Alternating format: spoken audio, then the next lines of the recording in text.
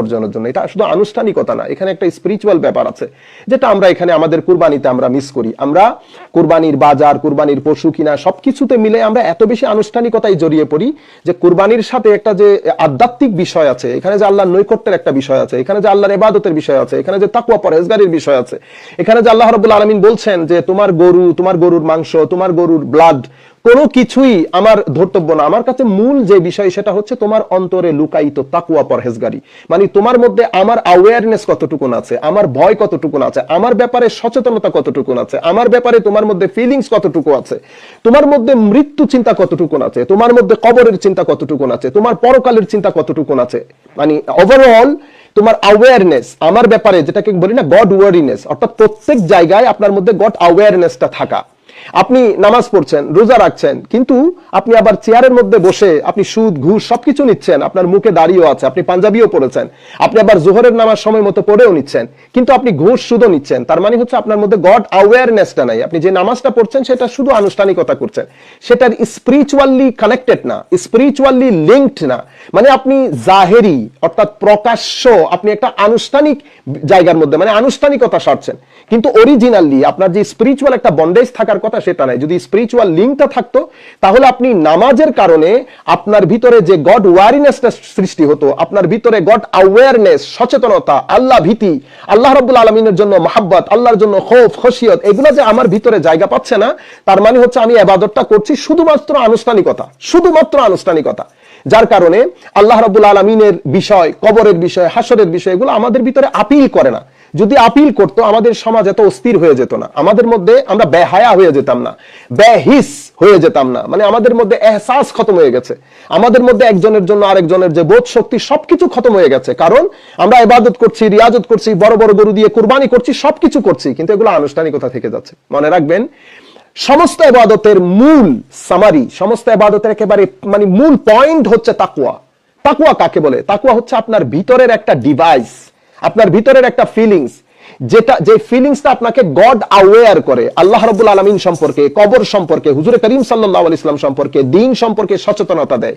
যেই তাকওয়া পরহেজগারিটা আপনাকে হুজুর করিম সাল্লাল্লাহু আলাইহি ওয়াসাল্লামের মহব্বত দান করে, আউলিয়া সালেহিনের মহব্বত দান করে, আহলে বাইত রাসূলের মহব্বত দান করে, পবিত্র কোরআনের মহব্বত দান করে। আল্লাহ রাসূল সাল্লাল্লাহু আলাইহি ওয়াসাল্লাম যেই কারণে দুনিয়াতে এসেছেন, আমার নবীর আখলাকের প্রতি আপনাকে ধাবিত করে, হুজুর করিম সাল্লাল্লাহু আলাইহি ওয়াসাল্লামের আনুগত্যের প্রতি আপনাকে ধাবিত করে, মহব্বত আপনার ভিতরে জাগিয়ে তোলে। এটাই হচ্ছে তাকওয়া, মূল তাকওয়া হচ্ছে এটা। তো এই বিষয়গুলো যদি আমার মধ্যে ইমপ্রুভ না করে, যেমন হুজুর করিম ইসলামের প্রতি মহব্বত, আহলে বাইত রাসূলের প্রতি মহব্বত, সাহাবায়ে কেরামের প্রতি মহব্বত, আউলিয়া সালেহিনের প্রতি মহব্বত, পবিত্র কোরআনের প্রতি মহব্বত, হুজুর করিম ইসলামের আনুগত্য, আল্লাহ রাসূলের অনুসরণ, হুজুর করিম ইসলামের চরিত্র, এই চরিত্র ধারণ, এই পুরা বিষয় যদি আমার ভিতরে আমি ধারণ করতে না পারি, পুরা বিষয় যদি আমার মধ্যে ইমপ্রুভমেন্ট না আসে, তার মানে হচ্ছে আমার ইবাদত, রিয়াজত যা কিছু আমরা নিত্যদিন করছি কুরবানি সহকারে, সেটা আমরা আনুষ্ঠানিক হয়ে যাচ্ছে। কাজেই আমার ভাইরা যারা যেখান থেকে বসে আমাকে শুনছেন, পরন্তি আমরা এখন মানে একেবারে হয় না সূর্য ডুবু ডুবু অবস্থা, এই অবস্থার মধ্যে আছেন। আমরা অনেক টাকা পয়সা খরচ করে অনেক কিছু করে আমরা একটা ইবাদত বা একটা কুরবানি করি, হেলাই বা এই ধরনের আমাদের অতি আনুষ্ঠানিকতার কারণে এমন তো হচ্ছে না যে আমরা আমাদের ইবাদতের রূহ হারিয়ে ফেলছি। কাজে আসেন আমরা আবার একটু রিথিঙ্ক করি। তো বলতে চাচ্ছিলাম, এখানে বলা হচ্ছে ইসকাররাবা কুরবানান, দুই ভাই তখন কুরবানি করতো, স্যাক্রিফাইস করতো। স্যাক্রিফাইসের সিস্টেম কি ছিল? প্রত্যেকে যার যার অ্যানিমেলস বা যেটা উনি আল্লাহর রাস্তায় স্যাক্রিফাইস করতেন সেটা বাইরে রাখতেন, উপর থেকে আগুন এসে সেগুলাকে খেয়ে ফেলতো বা বিনাশ করে দিত। এটা হচ্ছে কুরবানি কবুল হওয়ার একটা সিস্টেম ছিল। কিন্তু এখন তো আমরা আসলে বুঝতে পারছি না আমাদের কুরবানি আল্লাহর দরবারে কবুল হচ্ছে কি হচ্ছে না। মনে রাখবেন, যদি আল্লাহর দরবারে কবুল হয়, আমার কুরবানি যদি আল্লাহর দরবারে কবুল হয়, তো মানুষ আপনি আস্তে আস্তে আল্লাহমুখী হবেন, পরকালমুখী হবেন, আখিরাতমুখী হবেন। আল্লাহ রাব্বুল আলামিনের কাজ আপনার ভালো লাগবে, ইশকে রাসূল ভালো লাগবে, আদবে রাসূল ভালো লাগবে, হুব্বে রাসূল সাল্লাল্লাহু আলাইহি ওয়াসাল্লাম ভালো লাগবে, যদি আমার ইবাদত আল্লাহর দরবারে কবুল হয়। তাহলে ইজ কাররাবা কুরবানান, তখন কাবিল এবং হাবিল দুইজনই আল্লাহর দরবারে কুরবানি দিয়েছিলেন। দুইজনই, একজনের কুরবানি হাবিল যেহেতু ওনার কাছে ফার্ম হাউস ছিল, ফার্ম হাউস, তো ফার্ম হাউস থাকাতে উনি একটা র্যাম, যেটাকে আমরা ভেড়ি বলি, উনি ওইটা আল্লাহর রাস্তায় দান করেছেন। সবচেয়ে দারুণ যেই ইয়াটা ছিল উনি আল্লাহর রাস্তায় দিয়ে দিয়েছেন। কাবিল যেহেতু শুরু থেকে একটু মানে ক্রিমিনাল মেন্টালিটির ছিল, ক্রিমিনাল মাইন্ডেড, সেই ছিল অ্যাকচুয়ালি ভেজিটেবল চাষবাস করতো। সে তার কাছে ক্যাটেল হাউস বা এই ধরনের ফার্ম হাউস ছিল না, সে ভেজিটেবলের সাথে জড়িত ছিল বিদায় তার মধ্যে যে ভেজিটেবল গুলা তাও দেওয়ার মতো দেওয়া, যেটা সে তার মধ্যে ওই একনিষ্ঠতা ছিল না। তো উপর থেকে কুরবানি কবুল করার যে সিস্টেম ছিল সেই সিস্টেমের মধ্যে হাবিলের কুরবানি আল্লাহর দরবারে কবুল হয়েছে, হাবিলের দরবার। এখান থেকে কুরবানিকে আমরা ট্রেস আউট করতে পারি, এটা হচ্ছে কুরবানির হিস্টোরিক্যাল ব্যাকগ্রাউন্ড। এখানেও আল্লাহর হযরতে তখন কাবিল যখন দেখলো যে হাবিলের কুরবানি কবুল হয়েছে, সে বলছে ক্বালা লা আকতুলান্নাক, সে বলছে আমি তোমাকে হত্যা করব, আমি তোমাকে অবশ্যই হত্যা করব। আপনি দেখেন বিদ্বেষ, হিংসা, আরেকজনকে সহ্য করতে না পারা, এখান থেকেই উগ্রতার জন্ম হয়। যখন আমি আপনাকে সহ্য করতে পারবো না, যখন আপনার প্রতি আমার মধ্যে এক ধরনের বিদ্বেষ এবং হিংসা জায়গা করে নেবে, অটোমেটিক্যালি এখান থেকে উগ্রতার জন্ম নেয়। উগ্রতাটা যখন কন্টিনিউ করে তখন মানুষ আস্তে আস্তে, আমরা বলি না টেরোরিস্ট হয়ে যাওয়া। মনে রাখবেন উগ্রতা কখনো, আমি আহলে সুন্নাত ওয়াল জামাতের প্ল্যাটফর্মের কথা বলছি, আহলে সুন্নাত ওয়াল জামাতের প্ল্যাটফর্মে কখনো উগ্রতা জায়গা করতে পারেনি। আমাদের মধ্যে এখন আপনি যেগুলা দেখছেন যে উগ্রতা আস্তে আস্তে দিন দিন আমাদের মধ্যে, আহলে সুন্নাত ওয়াল জামাতের মধ্যে উগ্রতা বেড়ে যাচ্ছে। কেমন উগ্রতা বেড়ে যাচ্ছে? অর্থাৎ আপনি কথায় কথায় কাফের বলা, এগুলাকে বলা হয় তাকফিরি মোল্লা। তাকফিরি মোল্লা, মনে রাখবেন যেই সমস্ত মৌলানা সাহেবরা কথায় কথায় নিজেদের হোক নিজেদের বাইরে কথায় কথায় কাফের বলেন, এবং মসজিদের খেতাবতের দায়িত্ব নিয়ে বা মসজিদ বিভিন্ন জায়গায় ওয়াজের দায়িত্ব নিয়ে মানুষকে শুদ্ধ পথে সঠিক রাস্তায় সুফিয়ানা আদলে চরিত্রের মাধ্যমে, পার্সোনালিটির মাধ্যমে, এলমের মাধ্যমে দ্বীনের দাওয়াত না দিয়ে যারা বিদ্বেষ ছড়ায়, কথায় কথায় কাফের বলে, এরা তাকফিরি মোল্লা। মনে রাখবেন তাকফিরি মোল্লা। এই সমস্ত মোল্লাদেরকে আপনারা না ওয়াজের দাওয়াত দিবেন। এখানে অনেক ভাই ভণ্ডদের কথা এনেছেন, ভণ্ড বলছেন, এই জন্য আমি এই কথাটা এনেছি আপনাদের। নতুবা এই কথার সাথে আমার এটার কোনো লিঙ্ক নাই, আমি জাস্ট আপনাদেরকে বোঝানোর জন্য, যেহেতু আপনারা অনেকে প্রশ্ন করছেন, আমি দেখছি এটার সাথে একটা আমি রেলেভেন্স দেওয়ার জন্য বলছি। যে আপনি দেখে নেন, যেই মিম্বরে রাসূলে দাঁড়িয়ে সাল্লাল্লাহু আলাইহি ওয়াসাল্লাম যখন কোন মৌলানা সাহেব যখন দেখবেন বিদ্বেষ ছড়াচ্ছে, হিংসা ছড়াচ্ছে, এবং কথায় কথায় আরেকজনকে কাফের ফতোয়া দিচ্ছে, এবং কথার মধ্যে আদব, আখলাক, ইলম, দ্বীন কোনো কিছু আপনি পাবেন না, এই সমস্ত মোল্লাদেরকে আপনারা, এই ধরনের মৌলানা সাহেবদেরকে আপনারা মসজিদে রাখবেন না। এদের মাধ্যমে এলাকার মধ্যে ক্লেশ হবে, পাড়ায় পাড়ায়, মহল্লায় মহল্লায় ঝগড়া বিভেদ হবে।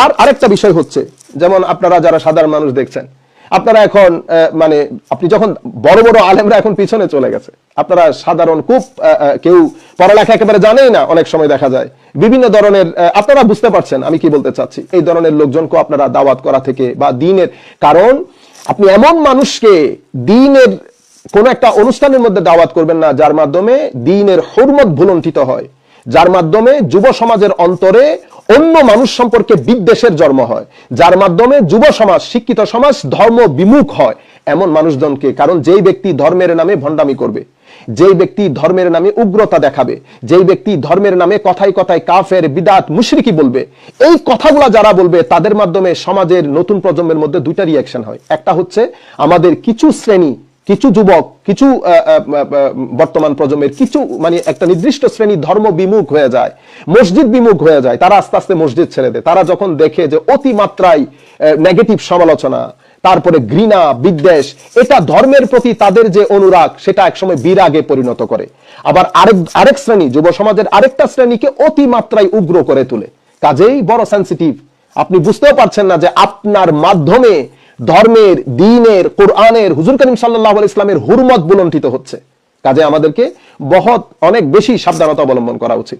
তাহলে আমি আপনাদেরকে বলতে চাচ্ছিলাম যে কাবিলের এই যে যখন ঘৃণা, হাবিল কোন আর সহ্য করতে পারছেন না, সহ্য করতে না পারে, শেষ পর্যন্ত সেটার নতিজা কি হলো? লা আকতুলান্নাক, আমি তোমাকে হত্যা করব।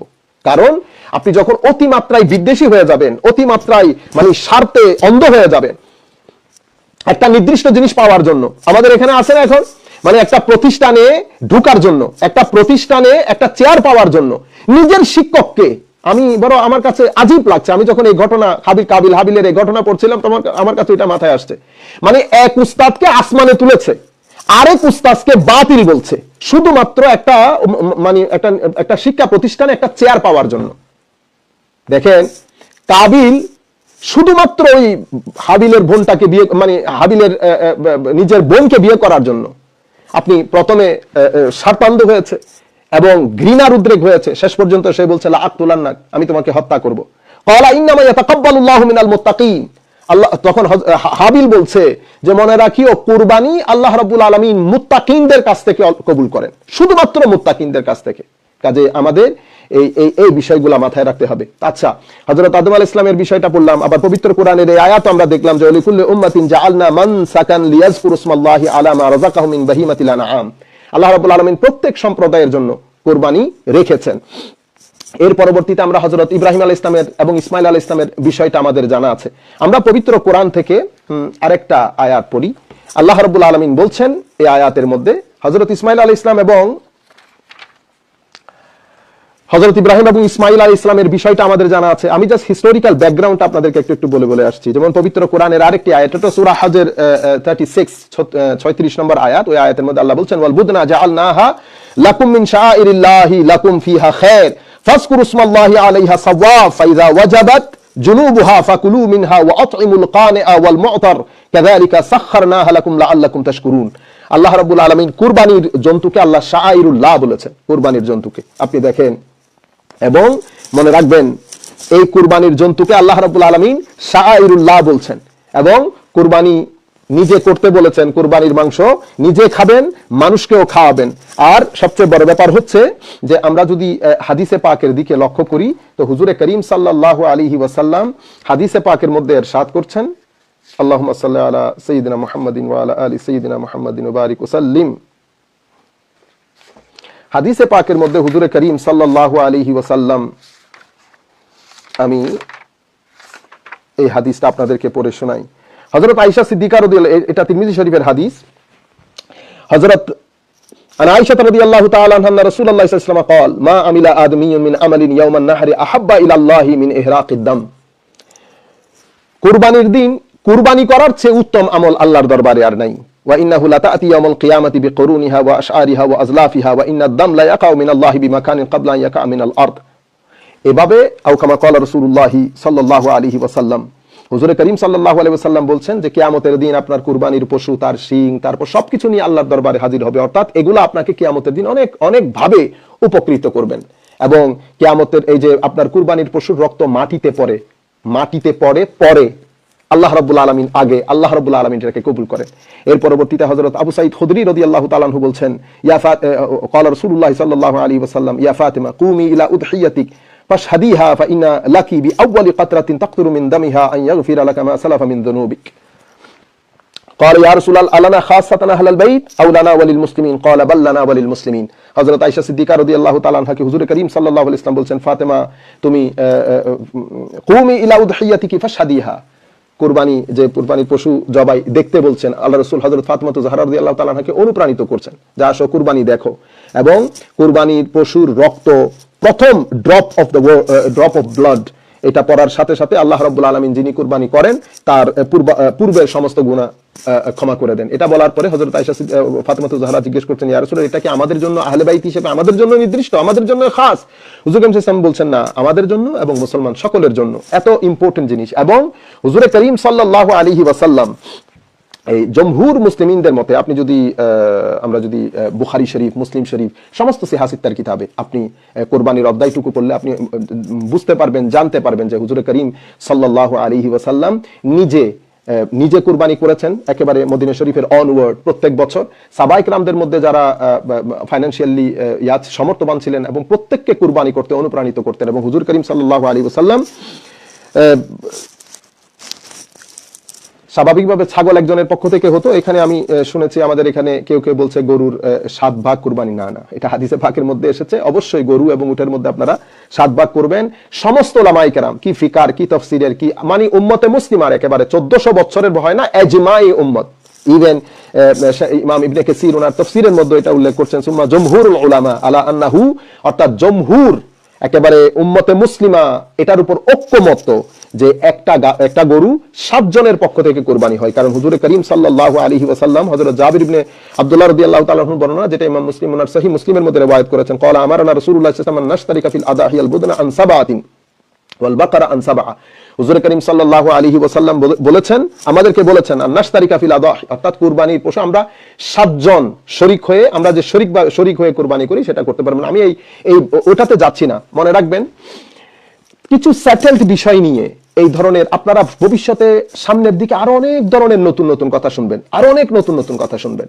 এই ধরনের নতুন কথাবার্তা বলে যারা ফিতনার সৃষ্টি করবে, যারা ফিতনা সৃষ্টি করতে চাইবে, তাদের চেহারা বিদগুটে হয়, তাদের চেহারা অন্ধকারাচ্ছন্ন হয়, কালো হয়।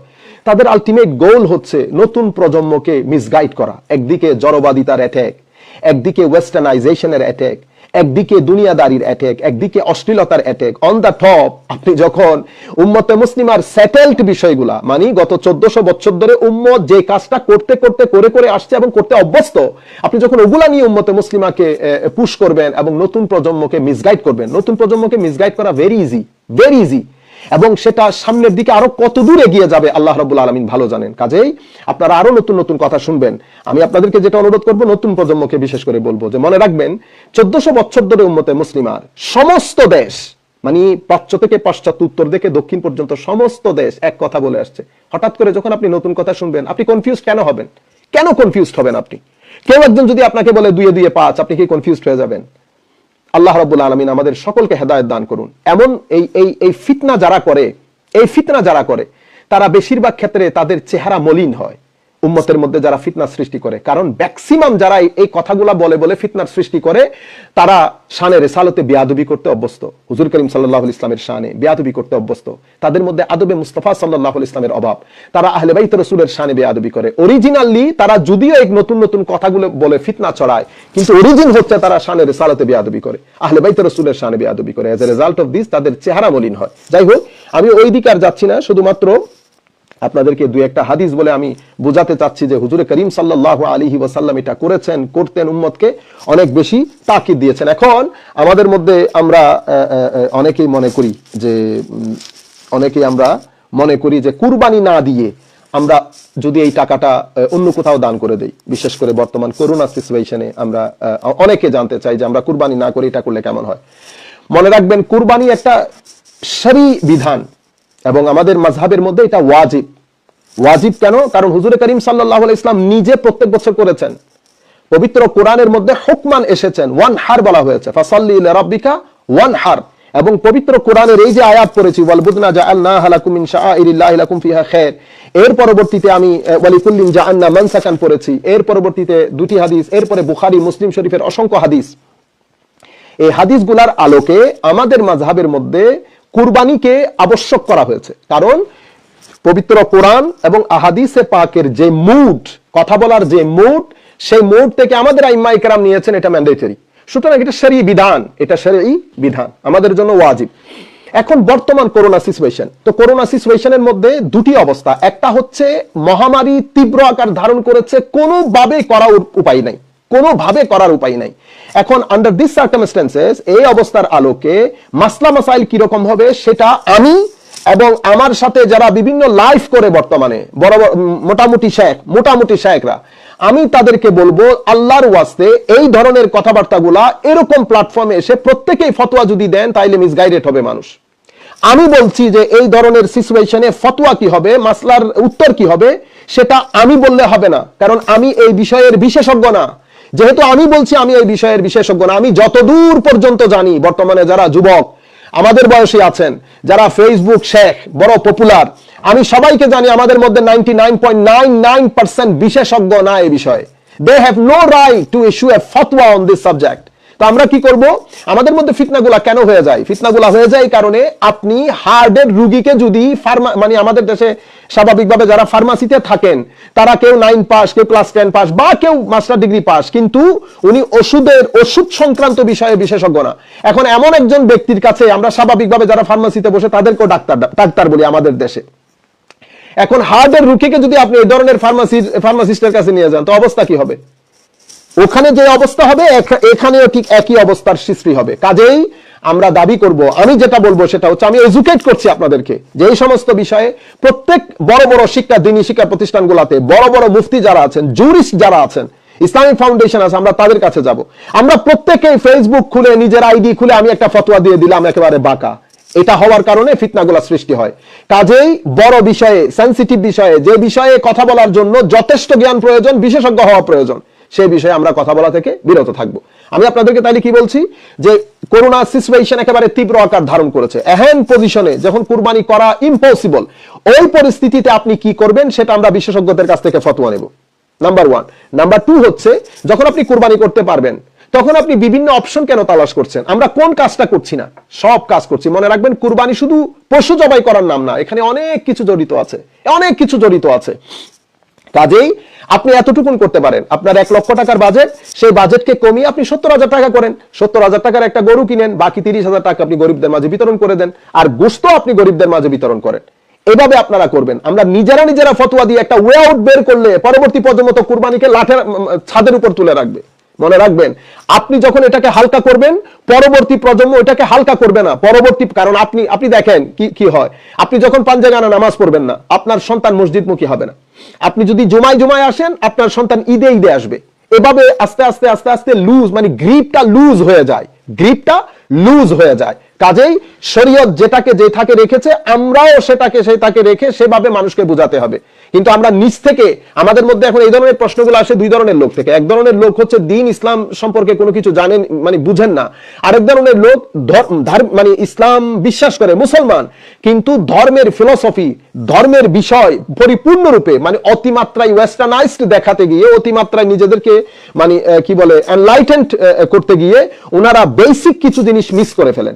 এই ধরনের জায়গা থেকে কথাগুলো আসে। তো আমরা বলবো, মনে রাখবেন যে আমি 2টা জিনিস আপনাদেরকে দেখিয়েছি, একেবারে যখন তীব্র অবস্থা ধারণ করবে তখন, অথবা বর্তমান সিচুয়েশনে যখন আমরা কুরবানিটা করতে পারবো। কারণ কুরবানিটার মাধ্যমে আমি আপনাকে গ্যারান্টির সাথে বলছি, আপনি কুরবানি যদি করতে পারেন, করেন, আপনি রিল্যাক্সড হবেন, স্পিরিচুয়ালি একটা পিস আপনার ভিতরে আসবে। কারণ এটা মাওলায়ে করিম আমাদের জন্য ব্যবস্থা করেছেন। এটার মধ্যে অটোমেটিক্যালি একটা আপনার আত্মার শান্তি থাকে, আত্মার শান্তি জড়িত থাকে। আপনি করে দেখেন, এটা শুধুমাত্র গরু জবাই করে এনে জবাই করার নাম না, এটা যেহেতু ডিভাইন কমান্ডমেন্ট, আল্লাহ রাব্বুল আলামিনের পক্ষ থেকে আমাদেরকে আদেশ দেওয়া হয়েছে, এটার সাথে অনেক কিছু জড়িত। সবচেয়ে ইম্পর্টেন্ট সেটা হচ্ছে কুরবানি দাতা এবং ওই ফ্যামিলি রিল্যাক্সড হয়, অনেক বার্ডেন খতম হয়ে যায়, অন্তরের মধ্যে এক ধরনের একটা পিস থাকে, এই এনজয়মেন্ট।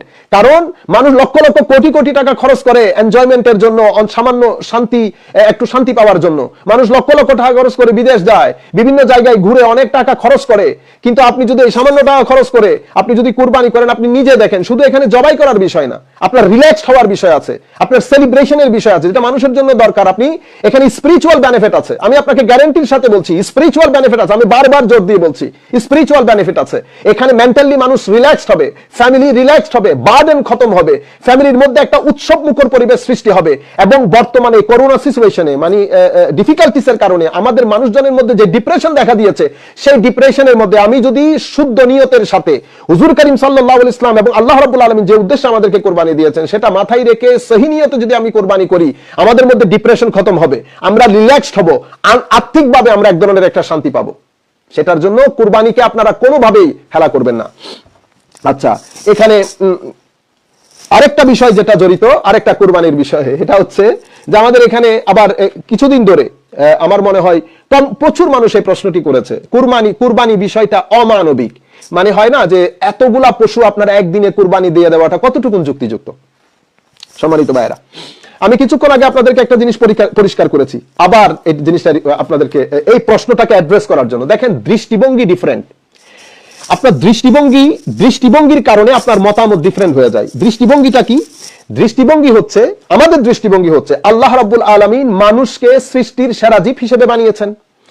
আল্লাহ রাব্বুল আলামিন পৃথিবীতে যা কিছু সৃষ্টি করেছেন, আল্লাহ মানুষের জন্য সৃষ্টি করেছেন, for the service of the mankind, মানুষের সার্ভাইভালের জন্য, মানুষের সার্ভিসের জন্য আল্লাহ রাব্বুল আলামিন সৃষ্টি করেছেন। এদিকে ইঙ্গিত করে আল্লাহ বলেছেন, ওয়াল্লাযী খালাকা লাকুম মা ফিল আরদি জামিআ, যা কিছু আল্লাহ পৃথিবীতে সৃষ্টি করেছেন সেটা মানুষের জন্য সৃষ্টি করেছেন। আমার দৃষ্টিভঙ্গি হচ্ছে এটা। আপনি যদি এই দৃষ্টিভঙ্গিটা আপনি যদি বুঝতে পারেন, যেমন বনের পশু আল্লাহ বাঘ সৃষ্টি করেছেন, হরিণ সৃষ্টি করেছেন। এখন আপনি দেখেন বাঘের সার্ভাইভাল, আপনি যদি বাঘকে মাংস খেতে না দেন তো বাঘের সার্ভাইভাল হবে না। বাঘ সার্ভাইভ কিভাবে করবে? আপনি বাঘকে বাঘের খাদ্য কিভাবে দেবেন? আচ্ছা, হরিণ ফর এক্সাম্পল, হরিণ যদি ঘাস খাওয়া বন্ধ করে দেয়, আপনি যদি হরিণকে ঘাস খেতে না দেন, যেহেতু ঘাসেরও তো জীবন আছে, উদ্ভিদেরও তো জীবন আছে, গাছপালারও তো জীবন আছে, আপনি যদি এটাকে খেতে না দেন, তাইলে হরিণ ঘাস খাচ্ছে, এটাও তো অমানবিক। তারপরে আপনার বাঘ হরিণ খাচ্ছে, এটাও অমানবিক। আপনি পুরো পৃথিবীর সিস্টেম পরিবর্তন করে দিতে হবে। শুধু কি তাই? আপনি শুধু মানবিকতা অমানবিকতা এক জায়গায় দেখেছেন? আপনি দেখেন প্রতিদিন KFC, McDonald's, Pizza Hut, KFC, McDonald's, Pizza Hut, আমি বাকি চিকেন সবগুলা যদি বাদ দিয়ে দেই পুরো পৃথিবীতে, কেএফসি এবং ম্যাকডোনাল্ডস, পিজা হাটের মধ্যে যেই পরিমাণ চিকেন লাগে, যেই পরিমাণ, আমি অন্যান্য বিফ গুলাকে, অন্যান্য মিট বাদ দিয়ে দিলাম, শুধু যদি চিকেন ধরি, মিলিয়ন্স মিলিয়ন্স মিলিয়ন্স চিকেন লাগে শুধুমাত্র কেএফসি ম্যাকডোনাল্ডস এর জন্য। তো আপনি যদি আপনার আপনার এটা মাথায় আসে না যে এখানে আপনার মানবিকতা অমানবিকতা আপনার মাথায় আসে না এটা? তো আপনি যদি এখানে চিকেন বন্ধ করে দেন, তা আপনি চিকেনও খেতে পারবেন না, কারণ অমানবিক। আপনি ভেজিটেবলও তো খেতে পারবেন না, কারণ অমানবিক। কারণ ভেজিটেবল আপনি যেটাকে বলছেন সেটারও তো জীবন আছে। আচ্ছা, অন দা টপ আমি যদি আরেকটা বিষয় আপনাকে বলি, যেমন আপনার লন, আপনি ধরেন গাড়ির ড্রাইভওয়ে বানাবেন, আপনার গাড়ি রাখার জন্য ড্রাইভওয়ে বানাবেন, সে ড্রাইভওয়ের মধ্যে একটা গাছ উঠেছে, আপনি এটা ক্লিন করবেন, নতুবা তো ড্রাইভওয়ে হবে না। তো আপনি আপনার দৃষ্টিকোণ থেকে, আমি ওই জন্য দৃষ্টিকোণ বলেছি প্রথমে, আপনি যদি আপনার দৃষ্টিকোণ থেকে দেখেন, আপনার দৃষ্টিকোণ থেকে, তো আপনার দৃষ্টিকোণ থেকে আপনি কি করছেন? আপনি ড্রাইভওয়ে বানাচ্ছেন। ড্রাইভওয়ে বানাতে হলে আপনাকে গাছটা কাটতে হবে, সিম্পল ইজ দ্যাট। এখন আপনি যদি গাছের দিক থেকে, মানে ওই বৃক্ষের দিক থেকে একবার চিন্তা করে দেখেন, তাহলে তো এটা অমানবিক হচ্ছে। কেন? কারণ আপনি সিম্পল আপনার গাড়ি রাখার জন্য আপনি একটা বৃক্ষ কেটে ফেলছেন, একটা গাছ কেটে ফেলছেন, আপনি তাকে হার্ট করছেন। তাইলে পুরো সিচুয়েশন, পুরো সিস্টেমটা আপনার কি হয়ে যাবে? দহরম মহরম হয়ে যাবে। সেই কারণে আপনাকে একটা জায়গার মধ্যে, একটা সেন্টার পয়েন্টের মধ্যে এসে দাঁড়াতে হবে। পয়েন্টটা কি? পয়েন্টটা হচ্ছে আল্লাহ রাব্বুল আলামিন আমাদেরকে, মানব জাতিকে সৃষ্টির সেরা জীব করে সৃষ্টি করেছেন। মানব জাতির সার্ভাইভালের জন্য আল্লাহ রাব্বুল আলামিন অসংখ্য জিনিসের ব্যবস্থা করেছেন, এবং সেই অসংখ্য জিনিসের মধ্যে আল্লাহ রাব্বুল আলামিন আমাদেরকে কিছু জিনিসের ব্যাপারে হুকুম দিয়েছেন। এখন এই বিষয়গুলা থেকে যদি আপনি মনে করতে পারেন, আপনি যদি মনে হয় অমানবিক, তাহলে আমি আপনাকে কেএফসির কথা বলবো, আপনার কাছে কোনো জবাব থাকবে না। আমি আপনাকে ভেজিটেবলের কথা, কারণ আপনি তো বাঁচতেই পারবেন না, আপনার সার্ভাইভালই হবে না। আপনি এই যে ঘরের মধ্যে দরজাও তো লাগাতে পারবেন না। দরজাটা কিভাবে লাগাবেন? কারণ দরজা তো আপনি গাছ দিয়ে বানিয়েছেন, গাছ কর্তন করেছেন, তো গাছের কষ্ট হয়েছে। এটা হচ্ছে আমাদের মধ্যে এখন এই ধরনের প্রশ্নগুলা করে আমাদের নতুন প্রজন্মকে কনফিউজ করা হয়। আশা করি আমি মূল যে বিষয়টা বোঝাতে চাচ্ছিলাম সেটা আপনাদেরকে বোঝাতে পেরেছি। কাজেই এই ধরনের প্রশ্ন থেকে আমরা বিরত থাকব। আমরা দেখেন, এত গরু, কিন্তু গরুর কোনো অভাব নেই। এত মুরগির কোনো অভাব নেই। এত ছাগল, এত ভেড়া, এগুলার কোনো অভাব নেই। আল্লাহ রাব্বুল আলামিন যেগুলো আপনাকে খেতে বলেছেন সেগুলোর প্রোডাকশন আল্লাহ রাব্বুল আলামিন অনেক বেশি বরকত দান করেছেন। কাজে সেন্টার পয়েন্টের মধ্যে যদি আমি ঐক্যপত্য পোষণ করতে না পারি, আমার সবকিছু কনফিউশন মনে হবে। আশা করি আপনারা বুঝতে পেরেছেন।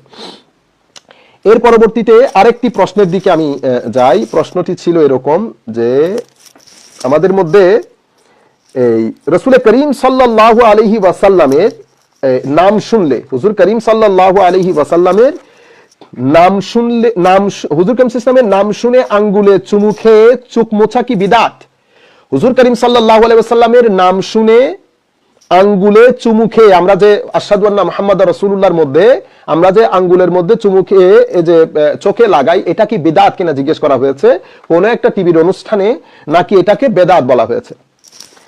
প্রথম কথা হচ্ছে, এটা বেদাত না। মনে রাখবেন এই বিষয়টা, হুজুর করিম সাল্লাল্লাহু, এটাকে তাকবিলুল ইবহামাইন বলে, তাকবিলুল ইবহামাইন। মনে রাখবেন, আপনারা ইফরাতও করবেন না, তাফরিতও করবেন না, এতেদাল। আমরা মধ্যমপন্থীর হিসেবে থাকবো। আমরা মানে সীমা লঙ্ঘনও করব না, আবার আমরা একেবারে একটা জিনিস করার জিনিস সেটা না করে বিরত থেকে সেটাকে নাজায়েজও বলবো না। অর্থাৎ বিয়াদবির দরজা উন্মোচন করব না, আবার আমরা একেবারে হেলাফেলাও করব না, আমরা মাঝখানে থাকবো। মনে রাখবেন এই বিষয়টা যেই হাদিসের মধ্যে বর্ণিত হয়েছে সেটা হাদিসে দাঈফ, যেহেতু এটা হাদিসে দাঈফের মধ্যে বর্ণিত হয়েছে এই বিষয়টা, এবং উলামায়ে কেরাম, আপনি উলামায়ে কেরাম বলতে আমি দুই একজনের নাম বলে আপনারা বুঝতে পারবেন।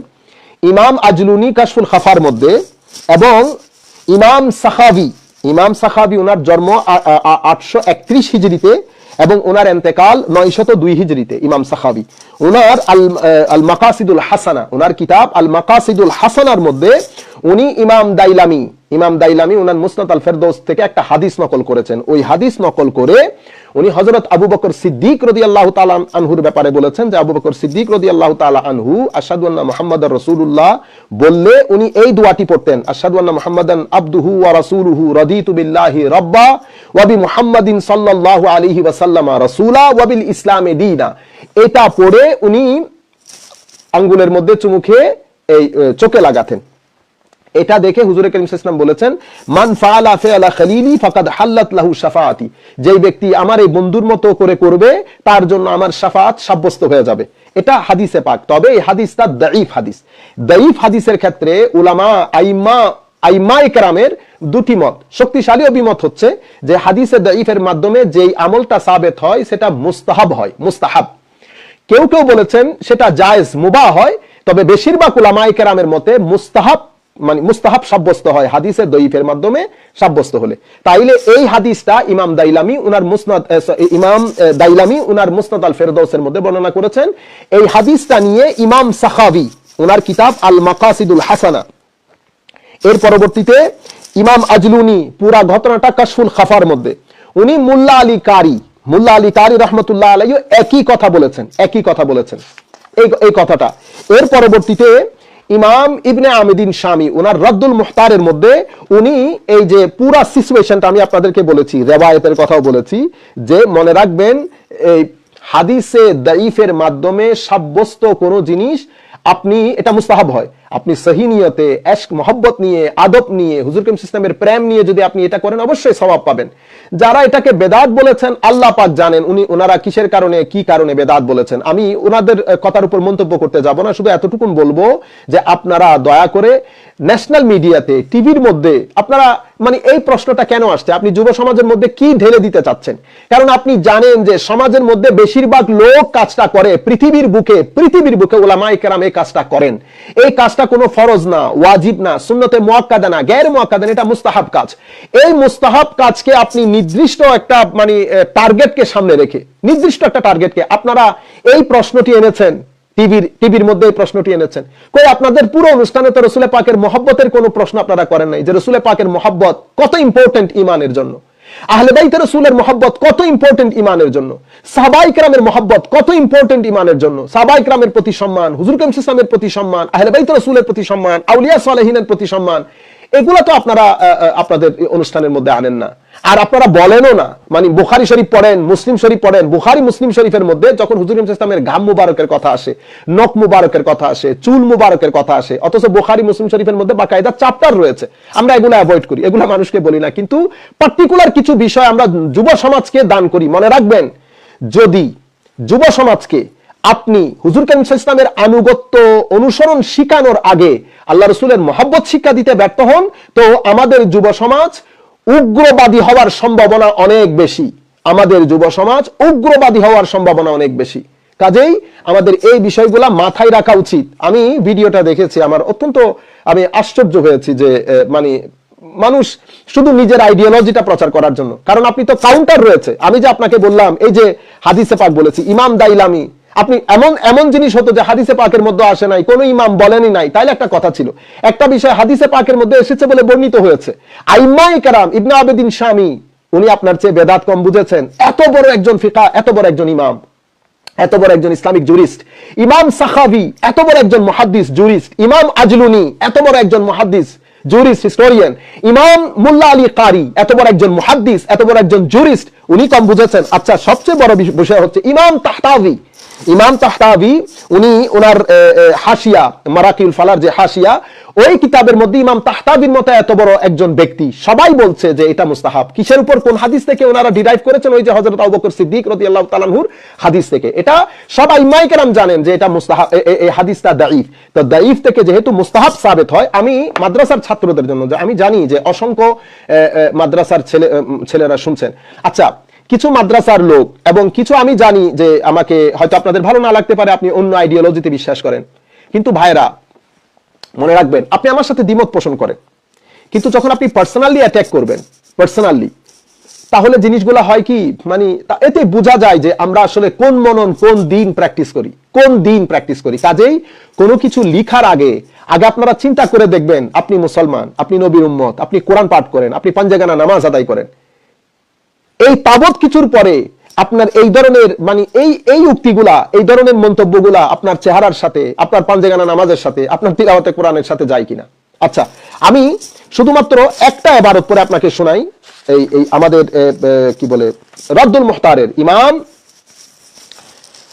ইবনে আবিদিন শামি, এত বড় একজন ইমাম, উনি বলছেন ইউস্তাহাব্বু আন ইউকাল ইনদা সামাইল উলা মিনাশ শাহাদা সাল্লাল্লাহু আলাইকা ইয়া রাসূলুল্লাহ। এটা মুস্তাহাব প্রথম আশহাদু আন্না মুয়াজ্জিন যখন আশহাদু আন্না মুহাম্মাদুর রাসূলুল্লাহ পড়ে প্রথমবার, তখন এটা এই প্রথমবারের পরে সাল্লাল্লাহু আলাইকা ইয়া রাসূলুল্লাহ বলা মুস্তাহাব। ওয়া ইনদা সানিয়াতি মিনহা কুররাতু আইনি বিকা ইয়া রাসূলুল্লাহ সাল্লাল্লাহু আলাইহি ওয়াসাল্লাম, এবং দ্বিতীয়বার কুররাতু আইনি বিকা বলা মুস্তাহাব। সুম্মা ইয়াকুল আল্লাহুম্মা মাত্তিনি বিস-সামঈ ওয়াল বাসার বা'দা ওয়াদ'i যুফরাইল ইবহামাইন আলাল আইনাইন, বা'দা ওয়াদ'i যুফরাইল ইবহামাইন আলাল আইনাইন। আপনি দেখেছেন ইবহাম আঙ্গুলিকে, আঙ্গুলির নখকে চোখের উপর লাগানো, কখন? ফাইন্নাহু আলাইহিস সালাতু ওয়াস সালাম ইয়াকুনু কায়িদান লাহু ইলাল জান্নাহ। আপনি দুইবার এটা পড়ে বাদা ওয়াদ'i যুফরাইল আল ইবহামাইন আলাল আইনাইন, আশহাদু আন্না মুহাম্মাদুর রাসূলুল্লাহ বলবে, প্রথমবার এভাবে লাগাবেন, লাগায় আপনি প্রথমবার কি বলবেন? সাল্লাল্লাহু আলাইহি ইয়া রাসূলুল্লাহ। দ্বিতীয়বার যখন পড়বে এটা লাগিয়ে বলবেন আল্লাহুম্মা মাত্তিনি বিস-সামঈ ওয়াল বাসার। এরপর কি হবে? ফাইন্নাহু আলাইহিস সালাতু ওয়াস সালাম ইয়াকুনু কায়িদান লাহু ইলাল জান্নাহ, হুজুর কারীম সাল্লাল্লাহু আলাইহি ওয়াসাল্লামের নেতৃত্বে সেই ব্যক্তি জান্নাতে প্রবেশ করবে। তবে মনে রাখবেন এই বিষয়গুলোতে এফরাত এবং তফরিত হয়। আমাদের মধ্যে যারা এই বিষয়গুলা করেন, মানে যারা আশহাদু আন্না মুহাম্মাদুর রাসূলুল্লাহ বলার পর হাতে চুমু দিয়ে চোখে লাগান, তাদের প্রতি আমার অনুরোধ, আপনারা কোনোভাবে যেন এফরাত না করেন। এফরাত বলতে এই ব্যাপারে সীমালঙ্ঘন করা। কিরকম সীমালঙ্ঘন? এটাকে সুন্নিয়ত মনে করা এবং এটাকে সুন্নিয়তের মূল আকীদা মনে করা। এটা যারা করে তাদেরকে সুন্নি মনে করা, এটা যারা করে না তাদেরকে সুন্নি মনে না করা। আপনি যদি এটা মনে করে রাখেন তাহলে আপনার গুনাহ হবে। কেন? কারণ শরীয়ত যে জিনিসটাকে যেই থাকে রেখেছে, আপনি সেখান থেকে নিজে গিয়ে একটু উপরে তুলে দিয়েছেন। আমাদের মধ্যে এই ঘটনাটা সব সময় ঘটে, এহেন ঘটনার কারণে। আচ্ছা, আমি আপনাকে একটা মৌলিক জিনিস বুঝাই। আপনি মনে রাখবেন, আপনি যেই জিনিসটাকে শরীয়ত যেই থাকে রাখতে বলছে, যেমন শরীয়তের মধ্যে একটা জিনিস হচ্ছে ফরজ, ফরজের একটা থাক আছে। শরীয়তের মধ্যে একটা জিনিস ওয়াজিব, ওয়াজিবের একটা থাক আছে। শরীয়তের মধ্যে একটা জিনিস সুন্নতে মুআক্কাদা, সুন্নতে মুআক্কাদার থাক, গায়র মুআক্কাদার থাক, মুস্তাহাবের থাক, মুবার থাক। শরীয়ত সব থাকগুলো আলাদা আলাদা করে দিয়েছে। আপনি যদি মুবার থাকটাকে তুলে একেবারে ফরজের থাকে লাগান, তাহলে আপনি কি করলেন? আপনি শরীয়তের উপর জুলুম করলেন, আপনি অন্যায় করেছেন, গুনার কাজ করেছেন। আর যদি জেনে বুঝে ইচ্ছাকৃতভাবে করেন, তাহলে তো ঈমান নিয়ে সমস্যা হয়ে যাবে। বুঝতে পেরেছেন? একটা জিনিস মুস্তাহাব, যেমন আমরা এই কাজটা করা, ইমাম তাহতাবি, আমরা তো এখন আপনাদেরকে ইমাম ইবনে আবিদিন শামির রিওয়ায়াতটা পড়লাম, ইবারতটা পড়ে শোনালাম। আপনি যদি ইমাম তাহতাবির দিকে যান, হানাফি মাযহাবের এত বড় একজন ইমাম, উনি বলছেন কি, যাকারা আল কাহসাতানিয়ু আন কানজিল উবাদ আন্নাহু ইউস্তাহাব্বু আন ইয়াকুল ইনদা সামাইল উলা মিনাশ শাহাদাতাইন নবী সাল্লাল্লাহু আলাইহি ওয়াসাল্লাম। একই ইবারত ইবনে আবিদিন শামির ওই জিনিসটাই এসেছে, ইমাম তাহতাবিও বর্ণনা দিয়েছেন। তাইলে আমি একজন দুইজন আলেম না, আর এগুলো গত বছরের আলেম না, এত বড় বড় আইম্মা বর্ণনা দিয়েছেন। আচ্ছা, শুধুমাত্র এই বিষয়টা যে আমরা আমাদের মধ্যে আছে তা না। আপনি যদি দেওবন্দের ফতোয়ার মধ্যে যান, ফতোয়ায়ে দারুল উলুমের মধ্যে এই ফতোয়াটা এভাবে এসেছে। ফতোয়ায়ে দারুল উলুমের মধ্যে, ফতোয়ায়ে দারুল উলুম দেওবন্দের মধ্যে ঘটনাটা এভাবে এসেছে। আপনি যদি আব্দুল হাই লখনভী উনার ফতোয়ার মধ্যে যান, উনিও ঠিক একই ফতোয়া দিয়েছেন। আব্দুল হাই লখনভী উনিও বলেছেন একই কথা, উনিও বলেছেন, মুস্তাহাব বলেছেন। এখন ফতোয়ায়ে দারুল উলুম দেওবন্দের ফতোয়ায় কি, এই আব্দুল হাই লখনভী উনার ফতোয়ায় কি, ইবনে আবিদিন শামির ফতোয়া, তারপরে হচ্ছে আপনার ইমাম তাহতাবি, ইমাম আজলুনি, ইমাম মুল্লা আলী কারি, তারপরে ইমাম সাখাবি, সমস্ত ইমায়ে কেরাম বলেছেন ও ইমাম দাইলামির ওই হাদিসের মাধ্যমে হাদিস দাঈফ, সেই কারণে এটাকে মুস্তাহাব বলেছেন। কাজেই আমাদের উচিত হবে, আমরা যারা করি আমরা মহব্বতের সাথে কাজটা করব, মহব্বতের সাথে কাজটা করব। যারা করে না তাদের বিরুদ্ধে, তাদের ব্যাপারে আমরা তাদেরকে কানা চোখেও দেখবো না, তাদের ব্যাপারে আমাদের মনে অন্য কোনো কিছু আমরা উচ্চারিত করব না। কেন? কারণ অন্য কোনো কিছু যদি আপনার মনে দানা বাঁধে অন্য ব্যক্তি না করার কারণে, তাহলে আপনি গুনাহগার হবেন। কেন গুনাহগার হবেন? কারণ শরীয়ত যে জিনিসটাকে ফরজ, ওয়াজিব, সুন্নতে মুআক্কাদা করেন নাই, সুন্নত করেন নাই, সেটাকে আপনি তা করে দিয়েছেন মুস্তাহাব। দেখেন হাদিসে পাক দাঈফ হওয়ার কারণে এটা রেকমেন্ডেড, এটা অ্যাপ্রিশিয়েবল, অ্যাপ্রিশিয়েট। আপনি করেন, এন্ড অফ দ্য স্টোরি। মনে রাখবেন, আপনাকে আমি আবারও বলছি, শরীয়ত প্রত্যেকটা কাজের জন্য থাক আলাদা আলাদা করে দিয়েছে। আপনি প্রত্যেকটা থাকে, আপনি নিজ থেকে থাক ডিসাইড করবেন না, নিজ থেকে তো শরীয়ত ডিসাইড করেছে, আইম্মা ইকরাম ডিসাইড করে দিয়েছেন কোনটা কোন থাকে রাখবেন। সেটা যিনি যেই থাকে রাখতে বলেছেন আমরা ওই থাকে রাখবো। আমাদের এখানে সমস্যা হয়ে গেছে, আমরা সাধারণ মানুষের মধ্যে, আমরা সাধারণ মানুষ তো জানিও না সুন্নিয়ত কি, আহলে সুন্নাত ওয়াল জামাত বা সুন্নিয়তের মৌলিক আকীদাগুলা কি, আমরা সাধারণ মানুষকে শিক্ষিত করি নাই। যেই কারণে সাধারণ মানুষের মধ্যে ব্যাপারগুলো পরিষ্কার না থাকার কারণে সাধারণ মানুষ ম্যাক্সিমাম ক্ষেত্রে উগ্রতার দিকে চলে যাচ্ছে, ধাবিত হচ্ছে, কারণ তারা মূল বিষয়গুলো জানে না। যেমন আমাদের এখানে আমরা অনেকে অনেক দরবারের সাথে জড়িত, তাসাউফ তরিকতের সাথে জড়িত। তাসাউফ তরিকতের সাথে জড়িত হওয়ার পরে আমাদের মধ্যে তো উগ্রতা থাকার কথা না, কারণ তাসাউফ তরিকত উগ্রতা শিক্ষা দেয় না। নাম্বার 1। নাম্বার 2 হচ্ছে তাসাউফ ও তরিকত উগ্রতা শিক্ষা দেয় না, কিন্তু আমরা দিনের দিন উগ্র হয়ে যাচ্ছি। আর দিনের মধ্যে কোন জিনিসটা ভেরি ইম্পর্টেন্ট, কোন জিনিসটা লেস ইম্পর্টেন্ট, কোন জিনিসটা অ্যাপ্রিসিয়েটেবল, কোন জিনিসটা রেকমেন্ডেবল আমাদের জানাই নাই। শরীয়তের মধ্যে ফরজ কোনটা, ওয়াজিব কোনটা, সুন্নতে মুআক্কাদা কোনটা, গায়র মুআক্কাদা কোনটা, মুস্তাহাব কোনটা, মুবাহ কোনটা। ফরজ বলতে শরীয়ত ফরজের সংজ্ঞা কি, ওয়াজিবের সংজ্ঞা কি, সুন্নতে মুআক্কাদার সংজ্ঞা কি, সুন্নতে গায়র মুআক্কাদার সংজ্ঞা কি, মুস্তাহাবের সংজ্ঞা কি।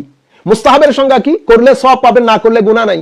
এখন যে কাজ না, ফর এক্সাম্পল কেউ এটা করলো না, যে ব্যক্তি শুদ্ধ নিয়তের সাথে করেছে সে সওয়াব পাবে, যে ব্যক্তি করে নাই সে গুনাহ পাবে না, কিন্তু আপনি তার দিকে কানা চোখে তাকাচ্ছেন না, এটা হবে না। মনে রাখবেন, আমি এই ক্ষেত্রে আপনাদেরকে একটা বিনয়ের সাথে বলছি, টেকনিক কি, আপনি কোনো মানুষকে কনভিন্স করার টেকনিক কি। আপনি যদি কোনো মানুষকে আপনার বিষয়টা বুঝাতে চান, আন্ডারস্ট্যান্ডিংটা বুঝাতে চান, কিভাবে বুঝাবেন?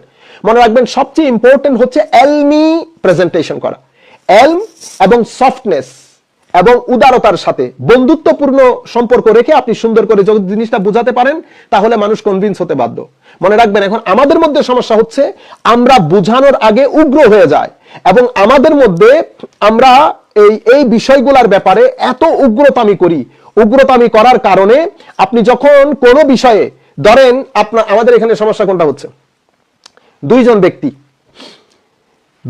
ব্যক্তিকে ধরেন, দুইজনই বড় ইমাম, দুজনই বড় আলেম, অথবা আমার দুইজন শিক্ষক, আপনি একজনকে তুলতে তুলতে আসমানে তুলেছেন, আরেকজনকে নামাতে নামাতে জমিনে নামিয়েছেন। কেন? যাকে আপনি উপরে তুলছেন আপনার পেছনে কোনো স্বার্থ আছে, আর আপনি যাকে নিচে নামাচ্ছেন তার পেছনেও কোনো স্বার্থ আছে। হয় কোনো বলয়কে আপনি খুশি করতে চাচ্ছেন, হয় কোনো মানুষকে আপনি সন্তুষ্ট করতে চাচ্ছেন, হয় কোনো জিনিস আপনি অ্যাচিভ করতে চাচ্ছেন। কারণ একাডেমিক ডিসকাশনের মধ্যে এই জিনিসগুলো হয় না। আপনি যদি একাডেমিশিয়ান হন, আপনি যদি সত্যিকার অর্থে শিক্ষিত মানুষ হন, তো শিক্ষিত মানুষজনের ব্যক্তিকে আপনি যখন কোনো ব্যক্তি সম্পর্কে কথা বলবেন, একটা নির্দিষ্ট সিস্টেম আছে, একটা নির্দিষ্ট ওয়ে আছে, বিশ্লেষণ করার একটা ধর্ম আছে, একটা মানহাজ আছে। আপনি যখন এটা বাদ দিয়ে একজনকে তুলতে তুলতে তুলতে তুলতে আসমানে তুলেছেন, আরেকজনকে নামাতে নামাতে নামাতে নামাতে একেবারে একজনকে আপনি বাতিল বলছেন, বাতিল, আমার কিছু শিক্ষক বাতিল হয়ে গেছে ফর এক্সাম্পল, আরেকজনকে তুলতে তুলতে আপনি সত্য মিথ্যার মাপকাঠি বানিয়ে দিয়েছেন। তাইলে সমস্যা কোথায় হয়েছে? আপনি যখন এই কাজটা করবেন, আপনি কার উপর জুলুম করেছেন বেশি জানেন? যাকে আপনি উপরে তুলে ফেলেছেন তার উপর সবচেয়ে বেশি বড় জুলুম করেছেন। কেন? কারণ আপনি যখন এই ধরনের পরিমাপ যন্ত্রের মধ্যে একটাকে একেবারে উপরে তুলে দিয়েছেন, আপনি এটার উপর জুলুম করেছেন। যারা ওই ব্যক্তির প্রতি অসম্ভব ভালোবাসা রাখে তাদের মধ্যেও এক ধরনের উগ্রতা কাজ করবে। তারা কি করবে? তারা তখন নিচেরটাকে ঠেলে উপরে তোলার জন্য উপরেরটাকে নিচে নামাবে। এটা একাডেমিক ফিল্ডে এটাকে বলা হয় একাডেমিক টেরোরিজম। Academic terrorism. আমরা এই বিষয়গুলা থেকে বিরত থাকবো, মনে রাখবেন। আবার আপনাদের মৌলিক প্রশ্নে আসি। মৌলিক প্রশ্নটা ছিল বেদাত কিনা। যারা করেছেন আল্লাহ পাক আমাদের সকলকে হেদায়েত করুন, বুঝার তৌফিক দান করুন। মোট কথা হচ্ছে এটা বেদাত না, এটা মুস্তাহাব একটা কাজ। আমি আপনাদেরকে পুরা সিচুয়েশনটা বুঝিয়ে বলেছি। আর আমরা যেটা করব, আমরা এই কাজ যারা করব, আমরা নিজেরা করব নিয়তের সাথে, আল্লাহ রাসূলের প্রেম মহব্বত নিয়ে আমরা করব। যারা করবে না তাদের সমালোচনা করব না, আমরা তাদেরকে সুন্দর করে বোঝানোর চেষ্টা করব। যারা শুনবে শুনবে, যারা শুনবে না তাদের সাথে আমাদের কোনো ঝগড়া নাই। কেন নাই? কারণ শরীয়তের মধ্যে যে জিনিসটা মুস্তাহাব করা হয়েছে সেই জিনিস করলে সওয়াব, না করলে গুনাহ নাই। যে জিনিসটা ফরজ করা হয়েছে সেই জিনিস করতেই হবে, না করলে আল্লাহর দরবারে আপনাকে জবাবদিহি করতে হবে, এটার উপর আযাব হবে। ওয়াজিবের ব্যাপারে না করলে আযাব আছে। সুন্নতে মুআক্কাদা, গায়র মুআক্কাদা এগুলার ব্যাপারে আযাবের কথা নাই। শুধুমাত্র বলেছে কেউ যদি কন্টিনিউয়াস না করে হুজুর কারীম সাল্লাল্লাহু আলাইহি ওয়াসাল্লামের শাফাআত থেকে বঞ্চিত হওয়ার সম্ভাবনা আছে। এই বিষয়গুলো আপনাকে বুঝতে হবে, শরীয়ত কোনটাকে কোনটাকে রেখেছে। অনুরূপভাবে আমাদেরকেও জানতে হবে। আমরা না জানার কারণে আমরা এখন হচ্ছে কি, আমরা যে জিনিসটা যেই থাকে রাখা দরকার সেটাকে সেই থাকে আমরা রাখতে পারছি না। আল্লাহ রাব্বুল আলামিন অনুরূপভাবে আকীদায়ে আহলে সুন্নাত ওয়াল জামাত কি, মৌলিক আকীদাগুলা কি কি আমরা সেটা জানি না। না জানার কারণে আমরা নিচেরটাকে উপরে তুলছি, উপরেরটাকে নিচে তুলছি। এবং কিছু জিনিস যেগুলার সাথে মৌলিক আহলে সুন্নাত ওয়াল জামাতের আকীদার সাথে কোনো সম্পর্ক নাই, তো এগুলার সাথে ডিসএগ্রিমেন্টের কারণে আমরা অনেক আহলে সুন্নাত ওয়াল জামাতকে মানুষকে মনে করছি তারা সুন্নি না। As a result of this একটা ক্ল্যাশ এবং ক্যাওস টাইপ একটা পরিস্থিতির সৃষ্টি হয়েছে। এটার থেকে উত্তরণের উপায় আমরা নিজেদেরকে এজুকেট করতে হবে। আমরা সত্যিকার সুফিবাদ তাসাউফ চর্চা করতে হবে। সত্যিকার অর্থে রাসূল করিম সাল্লাল্লাহু আলাইহি ওয়াসাল্লামের ইশক, আদব, মহব্বত শিখতে হবে। আল্লাহ রাসূল সাল্লাল্লাহু আলাইহি ওয়াসাল্লামের চরিত্র নিজের মধ্যে ধারণ করতে হবে। আশা করি আপনারা উত্তর পেয়েছেন। আল্লাহ রাব্বুল আলামিন আমাদের হামি ও নাসির হোক। আল্লাহ রাব্বুল আলামিন আমাদেরকে হেদায়েত দান করুন। আখেরি একটা প্রশ্ন, আমাদের সময় প্রায় শেষের দিকে। এই প্রশ্নটা অনেক ইম্পর্টেন্ট। আমি আমার অনেক জায়গার মধ্যে এই প্রশ্ন নিয়ে আলোচনা করেছি। আজকেও আমার এই প্রশ্নটি চিন্তা করলাম নেই, কারণ অসংখ্য ভাই এই প্রশ্নটি করেছেন। প্রশ্নটা কি কেমন? পরিবার থেকে সমাজ সর্বত্রই অপরাধ প্রবণতা বেড়ে যাচ্ছে। পরিবার থেকে সমাজ সর্বত্রই অপরাধ প্রবণতা বেড়ে যাচ্ছে। আমাদের ছেলেগুলা কেমন যেন হয়ে যাচ্ছে। আমাদের বর্তমান প্রজন্ম যারা ধর্মের প্রতি ঝুঁকছে, তারা আবার নতুন নতুন মত পথ আবিষ্কার করে উগ্রপন্থার দিকে চলে যাচ্ছে। অর্থাৎ আমাদের সমাজের মধ্যে এখন দুই ধরনের শ্রেণী, নতুন প্রজন্ম। কেউ কেউ ধর্মের দিকে ঝুঁকছে, কিন্তু যারা ধর্মের দিকে ঝুঁকছে তারা এখন ইসলামিস্ট। তারা আপনি দেখবেন যে উগ্রতার দিকে চলে যাচ্ছে। নতুন নতুন ধর্ম কর্ম, 1400 বছরের সাথে তাদের কোনো লিঙ্ক নাই। 1400 বছর বলতে 1400 বছরের মেইন স্ট্রিম ওলামার সাথে, মেইন স্ট্রিম উম্মতের সাথে তাদের কোনো লিঙ্ক নাই। তারা এটাকে বেদাত মনে করে, তারা এটাকে ধর্ম থেকে খারিজ মনে করে। তারা নির্দিষ্ট একটা মাইন্ডসেটের এবং নির্দিষ্ট কিছু ব্যক্তিবর্গের দিনকে তারা সত্যিকার দিন মনে করে এবং ওইটাকে তারা সবকিছু মনে করে, বাকি সবাইকে গুমরাহ মনে করে। এটা হচ্ছে বর্তমান প্রজন্মের, নতুন প্রজন্মের যারা দিনদারিতে আসছে তাদের বিষয়। আর আরেক ধরনের শ্রেণী, নতুন প্রজন্মের আরেকটা শ্রেণী হচ্ছে অতিমাত্রায় অপরাধ প্রবণ হয়ে যাচ্ছে, অপরাধ প্রবণতা বেড়ে যাচ্ছে। তাইলে আমরা, উনি বলছেন এই জিনিসটাকে উত্তরণের উপায় কি? অনেক ভারী প্রশ্ন, অনেক মানে দীর্ঘ আলোচনা করা যায় এমন প্রশ্ন। তো আমাদের সময় তো একেবারে শেষের দিকে। আপনি যদি আমার গত পর্ব যেটা ফেস দ্য পিপলের সাথে হয়েছে, সেই অনুষ্ঠানেও আমি মোটামুটি কিছু জিনিস আলোচনা করেছি। এর পূর্বেও আমি যুব সমাজের প্রতি, যুব সমাজ মানে নতুন প্রজন্ম নিয়ে যেই লাইভ প্রোগ্রামগুলো করেছি, আপনি সেগুলোও শুনতে পারেন। আমি আপনার প্রশ্নটা আমাদের দর্শক শ্রোতা যাতে আরো ভালো করে বুঝতে পারে, আমি আরেকবার আমার প্রশ্নটা আমি রিপিট করছি। প্রশ্নটা কি? প্রশ্নটা হচ্ছে আমাদের বর্তমানে নতুন প্রজন্মের মধ্যে, যুব সমাজের মধ্যে দুই ধরনের শ্রেণী। একটা শ্রেণী হচ্ছে তারা ধর্মের প্রতি ঝুঁকছে, কিন্তু ধর্মের প্রতি ঝুঁকে তারা নিজেদেরকে মনে করছে নিজেরা ইসলামিস্ট হচ্ছে। কিন্তু দেখা যাচ্ছে যে তারা আসলে 1400 বছরের যে উম্মতের মেইন স্ট্রিম, ওখান থেকে সরে গিয়ে তারা নির্দিষ্ট কিছু আইডিওলজিকে ধারণ বহন করে উগ্রতার দিকে চলে যাচ্ছে। As a result of this, তাদের একটা সেলফ স্টাইলড ইন্টারপ্রিটেশন আছে ধর্মের এবং সেলফ স্টাইলড আন্ডারস্ট্যান্ডিং আছে। ওই বিষয়টাকে বুঝে 1400 বছরের আইমায়ে কেরামকে তারা কি বলে, 1400 বছরের আইমায়ে কেরামের সাথে ডিসলিঙ্ক করে তারা ওনাদেরকে গুমরাহ মনে করে এবং নিজেদেরকে সত্যিকার মুসলমান মনে করে বেশিরভাগ মুসলমানদেরকে গুমরাহ মনে করছে। এই বিষয়টা অনেক বড় একটা ফিতনা সৃষ্টি করছে। আবার আমাদের যুব সমাজের মধ্যে, নতুন প্রজন্মের মধ্যে অপরাধ প্রবণতা, বিভিন্ন ধরনের ড্রাগ এডিকশন থেকে শুরু করে মানে বিভিন্ন ধরনের, আপনারা দেখছেন সমাজের মধ্যে কি হচ্ছে। এখন উত্তরণটা কিভাবে হবে? আমরা স্বস্তি কোথায় পাবো? এটা কেন হচ্ছে? মনে রাখবেন, মূল বিষয়টা যেটা মূল বিষয়, আমি এটাকে তিন আঙ্গিকে, আমি এটাকে অন্যরকম করে তিন ভাবে আলোচনা করব। প্রথম হচ্ছে, মূল কারণ হচ্ছে, কারণটা শুরু হয় পরিবার থেকে। কিছু কারণের সাথে পরিবার জড়িত, কিছু কারণের সাথে রাষ্ট্র জড়িত, কিছু কারণের সাথে উলামায়ে কেরাম জড়িত, যারা ধর্মের শিক্ষা দেন তারা জড়িত। তাদের কারণে পরিবার থেকে যেটা হচ্ছে সেটা হচ্ছে যে আমরা পরিবার থেকে দিন, অর্থাৎ এই বিষয়টা মানে অপরাধ প্রবণতা কমানো, পুরো বিষয়ের সাথে ধর্ম জড়িত, দিন জড়িত। সত্যিকার দিন চর্চা যদি আপনি না করেন আপনার ব্যক্তি জীবনে, আপনার সমাজ জীবনে, আপনার রাষ্ট্রীয় জীবনে, সত্যিকার দিন চর্চা করতে যদি আমি ব্যর্থ হই, তো স্বাভাবিকভাবে ব্যক্তি জীবন থেকে শুরু করে রাষ্ট্রীয় জীবন পর্যন্ত মূল্যবোধ থাকবে না সমাজের মধ্যে, কমে যাবে, মূল্যবোধ নষ্ট হয়ে যাবে। তো মূল্যবোধ যদি নষ্ট হয়ে যায়, অটোমেটিক্যালি মূল্যবোধ নষ্ট হয়ে গেলে সমাজের মধ্যে এক ধরনের অবক্ষয় দেখা দেয়। তো সমাজের মধ্যে যদি অবক্ষয় সৃষ্টি হয়, সমাজের মধ্যে যদি অবক্ষয়ের সৃষ্টি হয়, তাহলে আপনি এই বিষয়গুলা মানে অপরাধ প্রবণতা বেড়ে যাওয়া বা এই বিষয়গুলো আপনি দেখবেন, যেটা আমি বর্তমানে যেটা আমরা সমাজের মধ্যে দেখছি সেটা আপনি দেখবেন। আমি আপনাদেরকে মানে সমাজের মধ্যে মূল্যবোধটা যদি আস্তে আস্তে কমে যায়, তাহলে অবক্ষয় আপনি দেখবেন। অবক্ষয় হলে কি হয়? অবক্ষয় হলে সমাজের মধ্যে আমাদের নতুন প্রজন্মের আপনি দায়িত্ববোধ নষ্ট হয়ে যাবে, কাজের মধ্যে নিষ্ঠা থাকবে না, একনিষ্ঠতা থাকবে না। নির্দিষ্ট একটা জিনিস অ্যাচিভ করার জন্য, নির্দিষ্ট কিছু ব্যক্তিকে খুশি করার জন্য, নির্দিষ্ট একজন নেতাকে খুশি করার জন্য কাজ করা। যখন নিষ্ঠা চলে যাবে তখন সততা নষ্ট হয়ে যাবে। যখন সততা নষ্ট হয়ে যাবে, ধৈর্য নষ্ট হয়ে যাবে।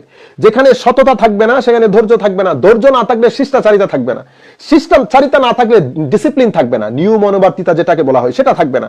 নিয়মানুবর্তিতা না থাকলে, নিষ্ঠা না থাকলে, শিষ্টাচারিতা না থাকলে, ভদ্রতা না থাকলে অটোমেটিক্যালি সমাজের মধ্যে আমাদের যে পারস্পরিক মমত্ববোধ, পারস্পরিক শ্রদ্ধাবোধ কোনো কিছুই থাকে না।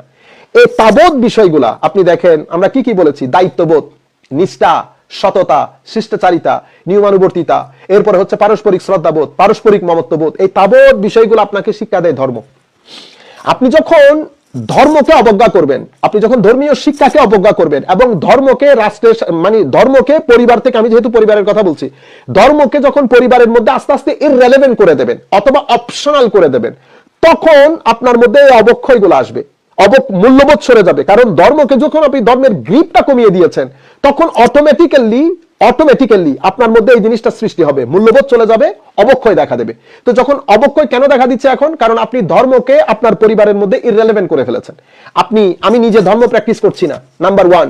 নামাজ, দোয়া, তসবিহ, তাহলিল আমাদের ঘরের মধ্যে সব আমরা লাঠে উঠিয়েছি, আমরা পবিত্র কোরআনের তিলাওয়াত লাঠে উঠিয়েছি, আমরা নৈতিকতা শিক্ষা দেওয়া, চরিত্র শিক্ষা দেওয়া লাঠে উঠিয়েছি। হুজুর করিম সাল্লাল্লাহু আলাইহি ওয়াসাল্লাম আমাদেরকে বলেছেন যে পরিবারের তোমরা তোমাদের সন্তানদেরকে রাসূল করিম সাল্লাল্লাহু আলাইহি ওয়াসাল্লামের মহব্বতের শিক্ষা দাও, আহলে বাইত রাসূলের মহব্বতের শিক্ষা দাও, পবিত্র কোরআনের তিলাওয়াতের শিক্ষা দাও। আমরা সেই কাজগুলো করছি না। মনে রাখবেন, আমি আবারও বলছি, ইশকে রাসূল, আদবে রাসূল, হুব্বে রাসূল সাল্লাল্লাহু আলাইহি ওয়াসাল্লাম, ইশকে আহলে বাইত এবং মহব্বতে আউলিয়া, কোন মানুষের অন্তরে যদি আপনি এটা বসাইতে পারেন, আপনার ছেলে সন্তানের অন্তরে যদি আপনি এটা বসাইতে পারেন, সেই ছেলে আর যাই হোক উগ্র হতে পারবে না, সেই ছেলে আর যাই হোক খুনি হতে পারবে না, সেই ছেলে আর যাই হোক আপনার ড্রাগ ডিলার হতে পারবে না, আপনি অপরাধ প্রবণতা এরকম মানে বিধ্বংসী অপরাধ প্রবণতাতে সে জড়িত হতে পারবে না। আপনি মনে রাখবেন, যেই জিনিসগুলো আপনার ছেলের মধ্যে প্রাণের সঞ্চার করবে, কারণ আমার সন্তান, আপনার সন্তান, মানুষের মধ্যে দুটি বিষয় থাকে, একটা ফিজিক্যাল, একটা স্পিরিচুয়াল, একটা শারীরিক, একটা আধ্যাত্মিক, একটা বাহির, একটা ভিতর। এখন আমি রাত দিন তার বাইরের বিষয়টাকে, তার ফিজিক্যাল ওয়ার্ল্ডকে, তার শরীরকে আমি বারবার ফিডিং করছি, খাওয়া দাওয়া দিচ্ছি, তো খাওয়া দাওয়া দিচ্ছি, আর একটাকে পরিপূর্ণরূপে নেগলেক্ট করেছি। সেটা কোনটা? সেটা হচ্ছে তার স্পিরিচুয়াল সাইড। সেটা স্পিরিচুয়াল সাইড, ওই সাইডকে, তার কলবকে, তার রূহকে আমি পরিপূর্ণরূপে নেগলেক্ট করেছি। ওখানে কোনো খাদ্য আমি দান করি নাই। As a result of this, সে একটা ডাইমেনশন থেকে বড় হয়েছে, আরেকটা ডাইমেনশন পরিপূর্ণরূপে দরজা বন্ধ হয়ে গেছে, ড্যাম হয়ে গেছে। As a result of this, এইটার কারণে তার ব্যালেন্স নষ্ট হয়ে গেছে। ব্যালেন্স নষ্ট হয়ে যাওয়ার পরে কি সমস্যা হচ্ছে? সে ডিপ্রেসড হচ্ছে, সে ডিস্টার্বড হচ্ছে। এই ডিপ্রেশন এবং ডিস্টারবেন্স তাকে আখিরাত বিমুখ করেছে, তাকে মৃত্যু চেতনা চিন্তা তার কাছ থেকে তুলে নিয়েছে। তার কাছ থেকে রাসূল করিম সাল্লাল্লাহু আলাইহি ওয়াসাল্লাম দ্বীন, মহব্বত, মমত্ববোধ, নিষ্ঠা, শিষ্টাচারিতা, ভদ্রতা, নম্রতা, উদারতা, পারস্পরিক শ্রদ্ধাবোধ, তারপরে তাকওয়া, পরহেজগারি, মানুষকে সম্মান করা, পরিবেশকে সম্মান করা, দেশের জন্য কাজ করা, প্রতিবেশীকে সম্মান করা, এই সব কিছু তার জীবনে ইররেলেভেন্ট হয়ে গেছে। কেন ইররেলেভেন্ট হয়ে গেছে? কারণ এই বিষয়গুলা যেখান থেকে উত্থিত হয়, যেখান থেকে ডিরাইভ হয়, তার স্পিরিচুয়াল সাইড, সেই স্পিরিচুয়াল সাইডকে তো আমি বন্ধই করে দিয়েছি। ওইটাকে তো আমি কোনো খাদ্যই দান করি নাই, কোনো খাদ্যই দেইনি, ওইটা ব্লক করে দিয়েছি, ওইটা একেবারে আমি বন্ধ করে দিয়েছি। এটার কারণে, যেহেতু এটা বড় ব্লক করে দিয়েছি, তো ওখান থেকে এই জিনিসগুলো আসছে না। না আসার কারণে সে একটা পর্যায়ে গিয়ে ডিপ্রেসড হচ্ছে, সে একটা পর্যায়ে গিয়ে ডিস্টার্বড হচ্ছে, সে একটা পর্যায়ে গিয়ে আস্তে আস্তে তার জীবন থেকে ডিসিপ্লিন নষ্ট হয়ে যাচ্ছে। এটা একটা বিষয়। এর পরবর্তীতে তার বন্ধুত্ব, তার সঙ্গ, যেহেতু সে ডিস্টার্বড, যেহেতু সে ডিপ্রেসড, আবার সে তার কারণে তার সাথে ভালো সঙ্গ পাই নাই, সে অসৎ সঙ্গের সাথে জড়িয়ে পড়েছে। তারপর আপনি দেখেন পারিবারিকভাবে আমি কিভাবে তাকে ধ্বংসের মুখে ঠেলে দিয়েছি। একদিকে এই কাজ করেছি, অন্যদিকে আমরা ঘরের মধ্যে একটা আজীব পরিবেশ সৃষ্টি করেছি, যে পরিবেশের মধ্যে রাত দিন আমরা টিভি, নাটক, সিনেমা এগুলা দেখি। রাত দিন আমরা শুধুমাত্র দুনিয়াবী চিন্তা, আমাকে করতে হবে, আমাকে ওটা করতে হবে, আমাকে অমুকটা বানাতে হবে, আমাকে দুনিয়াকে সেট করতে হবে। সারা জীবন আমরা জড়বাদী চিন্তার মধ্যে থেকেছি। আমরা সত্যিকার শান্তি খুঁজি নাই, সত্যিকার সুখ খুঁজি নাই। কোন জায়গায় কোন কাজ করলে সত্যিকার সুখ পাবো, শান্তি পাবো, কোন জিনিস আমি খুঁজি নাই। তো পারিবারিক ভাবে আমি আমার সন্তানকে ইনডাইরেক্টলি আমি অপরাধের দিকে ঠেলে দিয়েছি। এটা একটা বিষয়। আরেকটা বিষয় হচ্ছে এহেন পরিবার থেকে একটা সন্তান যখন বাইরে গেছে, এই পরিবেশ থেকে যখন বাইরে গেছে, সে ধরেন কিছু ভালো সঙ্গ পেয়েছে, যে সঙ্গটা নামাজ দোয়া পড়ে, তাসবিহ তাহলিল পড়ে। কারণ আপনার ছেলে যখন বাইরে যাচ্ছে, অনেক জায়গায় মানুষ জাল নিয়ে দাঁড়িয়ে আছে, জাল পেতে বসে আছে। আপনার ছেলেকে কেউ উগ্রপন্থী করবে, কেউ আপনার ছেলেকে ধর্ম বিমুখ করবে, কেউ আপনার ছেলেকে নাস্তিক করবে। এক একজন এক একটা চাল নিয়ে, এক এক রশি নিয়ে আপনার ছেলের জন্য অপেক্ষা করছে। আপনার ছেলের জন্য অপেক্ষা, কেউ আপনার ছেলেকে অশ্লীলতার দিকে নিয়ে যাবে, কেউ আপনার ছেলেকে ড্রাগ ডিলিং এর দিকে নিয়ে যাবে, কেউ আপনার ছেলেকে ধর্মের নাম দিয়ে উগ্রতার দিকে নিয়ে যাবে, কেউ আপনার ছেলেকে মানে বিভিন্ন ধরনের অপরাধের, আপনি হয়তো কলেজে পাঠিয়েছেন, হয়তো ইউনিভার্সিটিতে পাঠিয়েছেন, বিভিন্ন গ্রুপ আপনার ছেলের জন্য অপেক্ষা করছে। এখন আপনার ছেলে কোথায় যাবে? এদিকে গেলে অপরাধ প্রবণতার দিকে জড়িয়ে পড়ছে, অন্যদিকে যদি ধর্মের দিকে যায়, হয়তো পরিবেশ থেকেও কিছু নামাজ দোয়া শিখেছে, ধর্মীয় লোকজনের কাছে গেছে, এই ধর্মীয় লোকজন তাকে এক পর্যায়ে কি করে ফেলেছে? উগ্র করে ফেলেছে। মানে আমরা হুমকি থেকে বাঁচতে পারছি না, এই পুরা সিচুয়েশন। এখন এটাতে পরিবার এটাতে একটা বিশাল ভূমিকা পালন করেছে। এরপরে রাষ্ট্র যে কাজটা করতে পারতো সেটা হচ্ছে রাষ্ট্র পরিবেশ সৃষ্টি করতে হয়। পরিবেশ সৃষ্টি বলতে রাষ্ট্রের মধ্যে ভালো এবং সুন্দর পরিবেশ, রাষ্ট্রের সর্বত্র ধর্মীয় শিক্ষাকে বাধ্যবাধকতা ধর্মীয় শিক্ষার ব্যাপারে। এখন আপনি রাষ্ট্র যদি সিলেবাস থেকে, আমাদের শিক্ষানীতি থেকে ধর্মকে একদম আলাদা করে ফেলে, তাহলে তো আপনি একেবারে খোলা ছেড়ে দিয়েছেন। তাহলে আপনি আর মূল্যবোধের শিক্ষা দিয়ে কোনো লাভ নাই, কারণ মূল্যবোধ এবং ধর্ম একটা আরেকটার সাথে অঙ্গাঙ্গিভাবে জড়িত। পৃথিবীর কেউ সাকসেসফুল হয় নাই, ওয়েস্টার্ন কান্ট্রি থেকে ইস্টার্ন কান্ট্রি পর্যন্ত কেউ সাকসেসফুল হয় না। আপনি ধর্মের গ্রিপ নষ্ট করবেন, সোসাইটিকে আপনি ডিপ্রেশন থেকে বাঁচাতে পারবেন না। আপনি ধর্মের গ্রিপ নষ্ট করবেন, সোসাইটিকে অশ্লীলতা থেকে বাঁচাতে পারবেন না, ডিস্টারবেন্স থেকে বাঁচাতে পারবেন না, অশান্তি থেকে আপনি সোসাইটিকে বাঁচাতে পারবেন না, ক্যাওস থেকে সোসাইটিকে বাঁচাতে পারবেন না। কারণ এই তাবৎ জিনিসগুলোর জন্য আল্লাহ আমাদেরকে ধর্ম দিয়েছেন। এখন রাষ্ট্রের কাজ হবে সামাজিকভাবে ধর্মের আবহ সৃষ্টি করা, পরিবেশ সৃষ্টি করা, যারা ভালো মানুষ তাদেরকে অ্যাপ্রিসিয়েট করা, শিক্ষার সর্বস্তরে ধর্মীয় শিক্ষাকে বাধ্যতামূলক করা। এবং আমাদের যে মাদ্রাসা শিক্ষা, সেই মাদ্রাসা শিক্ষার মধ্যে, আমি সেই মাদ্রাসা শিক্ষার দিকে এখন যাচ্ছি না, সেটা আমরা একবার আলোচনা করেছি, কথা রিপিট হবে, সেই কারণে আমার সময় যেহেতু সংক্ষিপ্ত, আমি সংক্ষিপ্ত সময়ের মধ্যে কথাগুলো বলে যাচ্ছি যে আমাদের সর্বোচ্চ জায়গার মধ্যে আমাদেরকে ধর্মীয় শিক্ষাকে বাধ্যতামূলক করতে হবে। এরপরে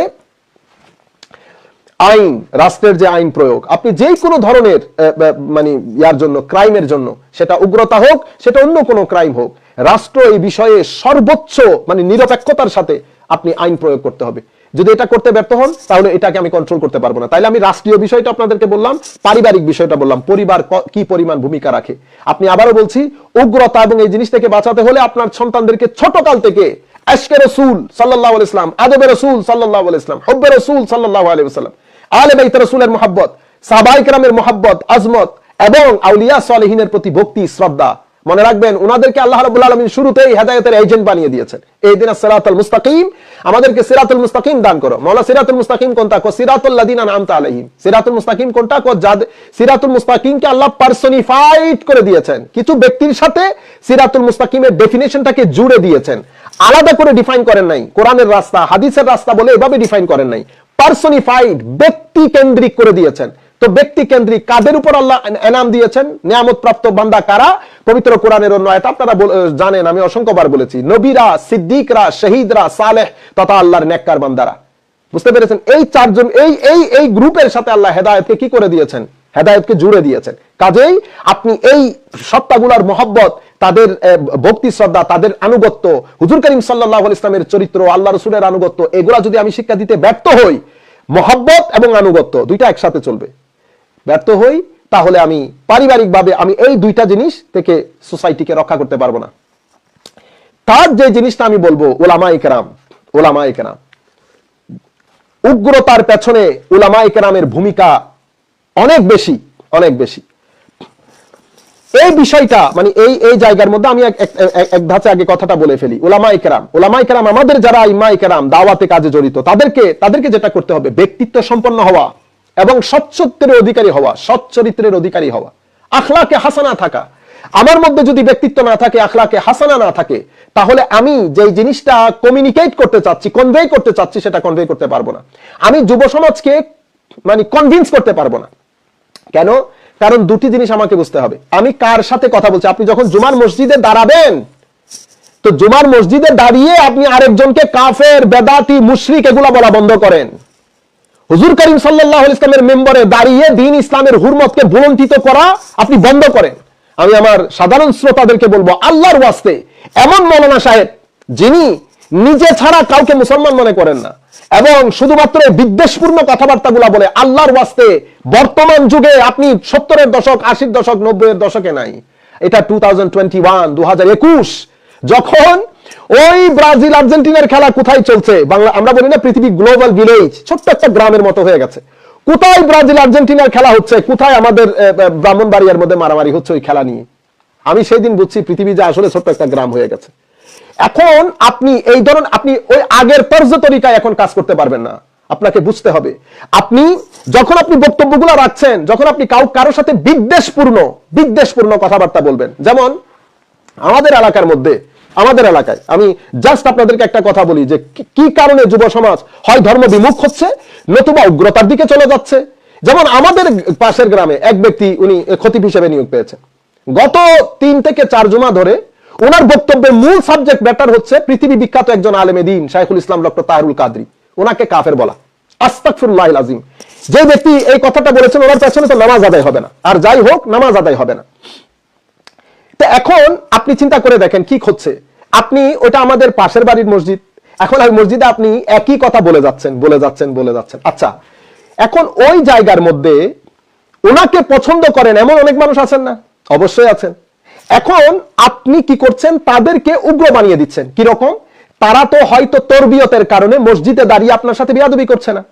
যদি তারা উগ্র হতো বা তাদের মধ্যে একটা হয় না, মানুষ আস্তে আস্তে বিদ্বেষপূর্ণ হয়ে যাবে, কারণ আপনি বারবার ওই জায়গায় হিট করছেন। হিট করার কারণে তারা উঠে তাদের সাথে তাদের সামনে দুটি রাস্তা, একটা রাস্তা হচ্ছে ভদ্র হয়ে চুপ করে থাকা, এটা হচ্ছে পারিবারিক শিক্ষা যদি থাকে। আর যদি তাদের মধ্যে বন্ধু বান্ধব উগ্রতা থাকে বা অন্য অনেক কিছুর কেউ যদি ইউজও করতে চায়, তারা আপনার সাথে উঠে ইজিলি বেয়াদবি করতে পারবে। আপনি দেখেন সমাজের মধ্যে আপনি কিভাবে একজন খতিবের মাধ্যমে সমাজের মধ্যে কিভাবে বিশৃঙ্খলার সৃষ্টি হয়। আচ্ছা, এখন অন্য কেউ উঠে মানে ওনাকে পছন্দ করেন এমন কেউ উঠে যদি আপনার পীরের বিরুদ্ধে একই ল্যাঙ্গুয়েজ ইউজ করে, তখন কেমন হবে? তখন আপনি কিভাবে সেটাকে ট্যাকল করবেন? দেখেছেন? তাহলে এখন হবে কি, মানে আপনি ওই জায়গায় আসলে তারা ধরবে, তারা ওই জায়গায় গেলে আপনি ধরবেন। তো এভাবে উগ্রতার সৃষ্টি হয়। এটা 2021 আপনার মানে আমাদের এই সমস্ত এই খামখেয়ালিপূর্ণ, ধরেন আপনি উরসে পাকের মধ্যে গেলেন, উরসে পাকের মধ্যে বা কোনো অনুষ্ঠানের মধ্যে বিশেষ করে এই দ্বীনি তালিমাত যেখান থেকে মানুষ হাসিল করে, আপনি ওখানেও যদি মানুষকে উগ্রতা শিখান, ওখান থেকেও যদি মানুষকে আপনি বিদ্বেষ শিখান, হিংসা শিখান, সত্যিকার দ্বীনের দাওয়াত না দিয়ে সত্যিকার তাসাউফের, সত্যিকার ভদ্রতার, নম্রতার, উদারতার, সহনশীলতার, তাসাউফ ও তরিকতের শিক্ষা না দিয়ে আমরা যদি মানুষকে, সে কারণে কি হচ্ছে, আমাদের বক্তব্য শোনার পরে একটা শ্রেণী অতিমাত্রায় উগ্র হয়ে যাচ্ছে। উগ্রতা কিরকম? আপনি বলতে পারেন না আমাদের মধ্যে তো উগ্রতা নাই। কেমন উগ্রতা নাই? কারণ আপনি নিজে ছাড়া অন্য কাউকে আপনি সুন্নি মনে করছেন না, তো আপনি উগ্র না। কারণ সুন্নিকে সেটা ডিসাইড করার জন্য উলামায়ে কেরাম 1400 বছর ধরে প্যারামিটার দিয়ে গেছেন, সেই প্যারামিটার আপনি জানেনও না। এখন আলটিমেটলি এই রাস্তাগুলো আমাদেরকে বন্ধ করে দিতে হবে, নতুবা পাড়ায় মহল্লায় আমাদের এই সমস্ত বিশৃঙ্খল মানে মৌলানা সাহেবদের জন্য পাড়ায় মহল্লায় ঝগড়া ফাসাদ হবে, ক্যাওস হবে, এবং এই সিচুয়েশনের জন্য তারাই অধিকাংশে দায়ী। তাহলে আপনি কি করবেন? আপনি দেখেন, ব্যক্তিত্ব সম্পন্ন সচ্চরিত্রের অধিকারী হওয়া, এর পরবর্তীতে আকাবিরিনে উম্মত 1400 বছরের আইম্মায়ে কেরামের তরজ তরিকা, দ্বীন প্রচারের পদ্ধতি কেমন ছিল, কি আন্দাজে কথা বলতেন, প্রেজেন্টেশন কিভাবে করতেন, দলিল আদিল্লা কিভাবে দিতেন, এগুলা জানতে হবে। এর পরবর্তীতে আপনি যাদের সাথে কথা বলছেন, যেই প্রজন্মের সাথে কথা বলছেন, তারা কি আন্দাজে কথা বলে, কোন আন্দাজটা তারা বুঝে, সেই ব্যাপারে আপনার পরিপূর্ণ ধারণা লাগবে, নতুবা আপনি তাদেরকে কনভিন্স করতে পারবেন না। সেই কারণে আপনার বক্তব্য হয়তো ম্যাক্সিমাম মানুষ বুঝবেও না আপনি কি বলছেন, কারণ আপনি যেটা বুঝাতে চাচ্ছেন তারা সে আন্দাজ বুঝে না, তাদের আন্দাজ ভিন্ন। সেই কারণে আপনি বলার আগে কাদেরকে বলছেন, ওরা কোন আন্দাজ বুঝে, আপনি পরিপূর্ণরূপে এটার আইডিয়া থাকতে হবে আলেমদেরকে। এর পরবর্তীতে আপনার আন্দাজের মধ্যে যৌক্তিকতা এবং আধ্যাত্মিকতা। দেখেন না, হযরত মুসা আলাইহিস সালামকে যখন আল্লাহ রাব্বুল আলামিন ফেরাউনের মতো এত বড় একজন বিদ্বেষপূর্ণ কাফেরের কাছে আল্লাহ পাঠাচ্ছেন, আল্লাহ বলেছেন ইযহাবা ইলা ফিরআউন ইন্নাহু তাগা। আল্লাহ নিজেই বলছেন যে ও সীমালঙ্ঘন করেছে, সীমালঙ্ঘনকারী। কিন্তু আল্লাহ রাব্বুল আলামিন কি বলেছেন? ফাকুলা লাহু কাওলাল লায়্যিনা লাআল্লাহু ইয়াতাযাক্কারু আও ইয়াখশা। যখন কথা বলবে কওলে লাইয়িন, অত্যন্ত মোলায়েম, সফট করে দ্বীনের দাওয়াত দেবে, যাতে সে কি করতে পারে, তোমার দ্বীনের দাওয়াতে যাতে সে কনভিন্সড হয়। মনে রাখবেন, দ্বীনের দাওয়াতের মধ্যে দুটি বিষয় যদি আপনার মধ্যে থাকে, একটা হচ্ছে এলম, একটা হচ্ছে হেলম, একটা জ্ঞান, একটা সহনশীলতা, আর একটা সিজদা। এই তিনটা জিনিস যদি একসাথে হয়ে যায়, দ্বীনের দাওয়াত আপনি অনেক বেশি সফলকাম হবেন। সেজন্য সাহাবায়ে কেরাম, সলফে সালেহিনের পরে উম্মতে মুহাম্মাদীর মধ্যে দ্বীন প্রচারের ক্ষেত্রে সবচেয়ে বেশি সফল ছিলেন আউলিয়ায়ে কেরাম। কি কারণে? কারণ হচ্ছে তাদের তরিকার মধ্যে আম্বিয়ায়ে করিমের এই তরিকা ছিল। সেটা কি? এলম ছিল, হেলম ছিল, হায়াত ছিল, আদব ছিল, এবং তাদের প্রচার এবং প্রসারের মধ্যে অনেক সফটনেস ছিল, যার কারণে তারা অনেক বেশি সফলকাম হয়েছেন। আমরাও যদি সেটা করতে চাই, আমাকে অবশ্যই এই তরজে তরিকার মধ্যে ফেরত আসতে হবে।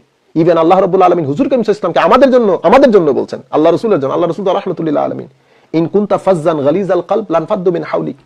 আপনি যদি অন্তর শক্ত, একেবারে কমপ্লেক্স থাকেন, অনেক কঠিন হৃদয়ের হন, তো মানুষ তো আপনার সাথে ভিড়বেও না, আসবেও না। সেই কারণে আমরা যদি বলি না অমুক কাফের, অমুক বেদাতি, অমুক মুশরিক, এরকম করে করে আমাদের সাজানো বাগানকে আমরা নষ্ট করে দিচ্ছি। যেই ভাই আমাকে প্রশ্ন করেছেন, আবার আপনার প্রশ্নের দিকে আসি। আশা করি আপনি প্রশ্নটা বুঝতে পেরেছেন যে পুরা সিচুয়েশনটা আমাদের হাতের বাইরে চলে যাচ্ছে। কেন চলে যাচ্ছে? এই কারণে চলে যাচ্ছে। এখন আমরা যদি আবার সিচুয়েশনটা পরিবর্তন করতে চাই, আমাদের পরিবারের মধ্যে একটা বিপ্লব করতে হবে। পরিবারের মধ্যে আমরা পরিবারের মধ্যে স্বামী স্ত্রী বসে, ভাই বোনেরা বসে আমরা একটা নীতি তৈরি করতে হবে যে আমরা পরিবারের মধ্যে কি কি পরিবর্তনটুকু আনবো। এটা করতে ব্যর্থ হলে আমাদেরকে এই কনসিকুয়েন্সেস আমাদেরকে ফেস করতে হবে। এরপরে রাষ্ট্রের বিষয়টা আছে, এরপরে আলেমদের, আমাদের যারা ধর্মের প্রতি মানুষ দাওয়াত দান করেন। এখন আপনারা দেখেন আমাদের দাওয়াতি কর্মের মাধ্যমে আমরা ওয়াজকে হাস্য রস, একজন আরেকজনকে বেদাতি, মুশরিক, কাফের, তারপরে উগ্রতা ছড়ানো, অশ্লীলতা ছড়ানো, ধর্ম কি বলে, কোরআন কি বলে, আর আমরা কি বলি, হুজুর করিম সাল্লাল্লাহু আলাইহি ওয়াসাল্লামের দাওয়াত, সাহাবায়ে কেরামের দাওয়াত, সলহে সালেহিনের কাজ, আর আমাদের বর্তমান যুগের ওয়াজ তকরীর, আমাদের ভণ্ডামি, আমাদের নাচন কুদন, দূর দূর পর্যন্ত কোনো সম্পর্ক নাই। এগুলার মাধ্যমে আমরা দাড়ি, টুপি, পাঞ্জাবি পরে রাসূল পাকের দ্বীনের হুরমতকে নষ্ট করে দিচ্ছি, ভুলুণ্ঠিত করছি, হুজুর করিম সাল্লাল্লাহু আলাইহি ওয়াসাল্লামের দ্বীন বদনাম করছি, যুব সমাজের কাছে দ্বীনকে খাটো করছি, ছোট করছি। মানুষ দ্বীনকে ভুল বুঝতেছে আমাদের কর্মের কারণে। কাজেই আমি সাধারণ শ্রেণী যারা আছেন তাদেরকে বলবো, জুমার খতিব যদি আপনি দেখেন বিদ্বেষ ছড়ায়, আপনারা কমিটির সাথে যোগাযোগ করে ওই ইমামের সাথে বসেন, ইমাম পরিবর্তন করেন। কারণ একজন ইমাম সমাজের জন্য অনেক বড় জিনিস, সংস্কারক আপনি বলতে পারেন। কাজেই এমন ব্যক্তিকে রাখবেন না যেই ব্যক্তির মধ্যে চরিত্র নাই, এমন ব্যক্তিকে রাখবেন না যেই ব্যক্তির কথায় বার্তার মাধ্যমে কিছু শ্রেণীর মধ্যে হলো উগ্রতা ছড়ায়। কারণ ভবিষ্যৎ অনেক কঠিন সময় আমাদের জন্য অপেক্ষা করছে। হয়তো বাংলাদেশ সরকার আইনও বানিয়ে দেবে আমাদের এই কর্মকাণ্ডের কারণে, পরবর্তীতে আমরা সরকারের বিরুদ্ধে লেগে যাব। না না, আমরা যেন আমাদের কর্মকাণ্ডে আমরা স্থির থাকি। 1400 বছরের হিস্ট্রি আমাদের সাথে আছে। দিন কোন অবস্থায় কিভাবে আমরা প্রচার করব, কাছে আমাদেরকে অনেক সাবধানতা অবলম্বন করতে হবে। আমরা ওয়াজ তকরীরের জন্য যখন কোনো আলেমকে দাওয়াত করব, আগে দেখেন মানুষটা প্রপারলি শিক্ষিত কিনা। ভাইরালটা বাদ দিয়ে দেন, মনে রাখবেন। সেই কারণে আমি বলেছি না, আমরা সব জায়গায় আনুষ্ঠানিক হয়ে গেছি।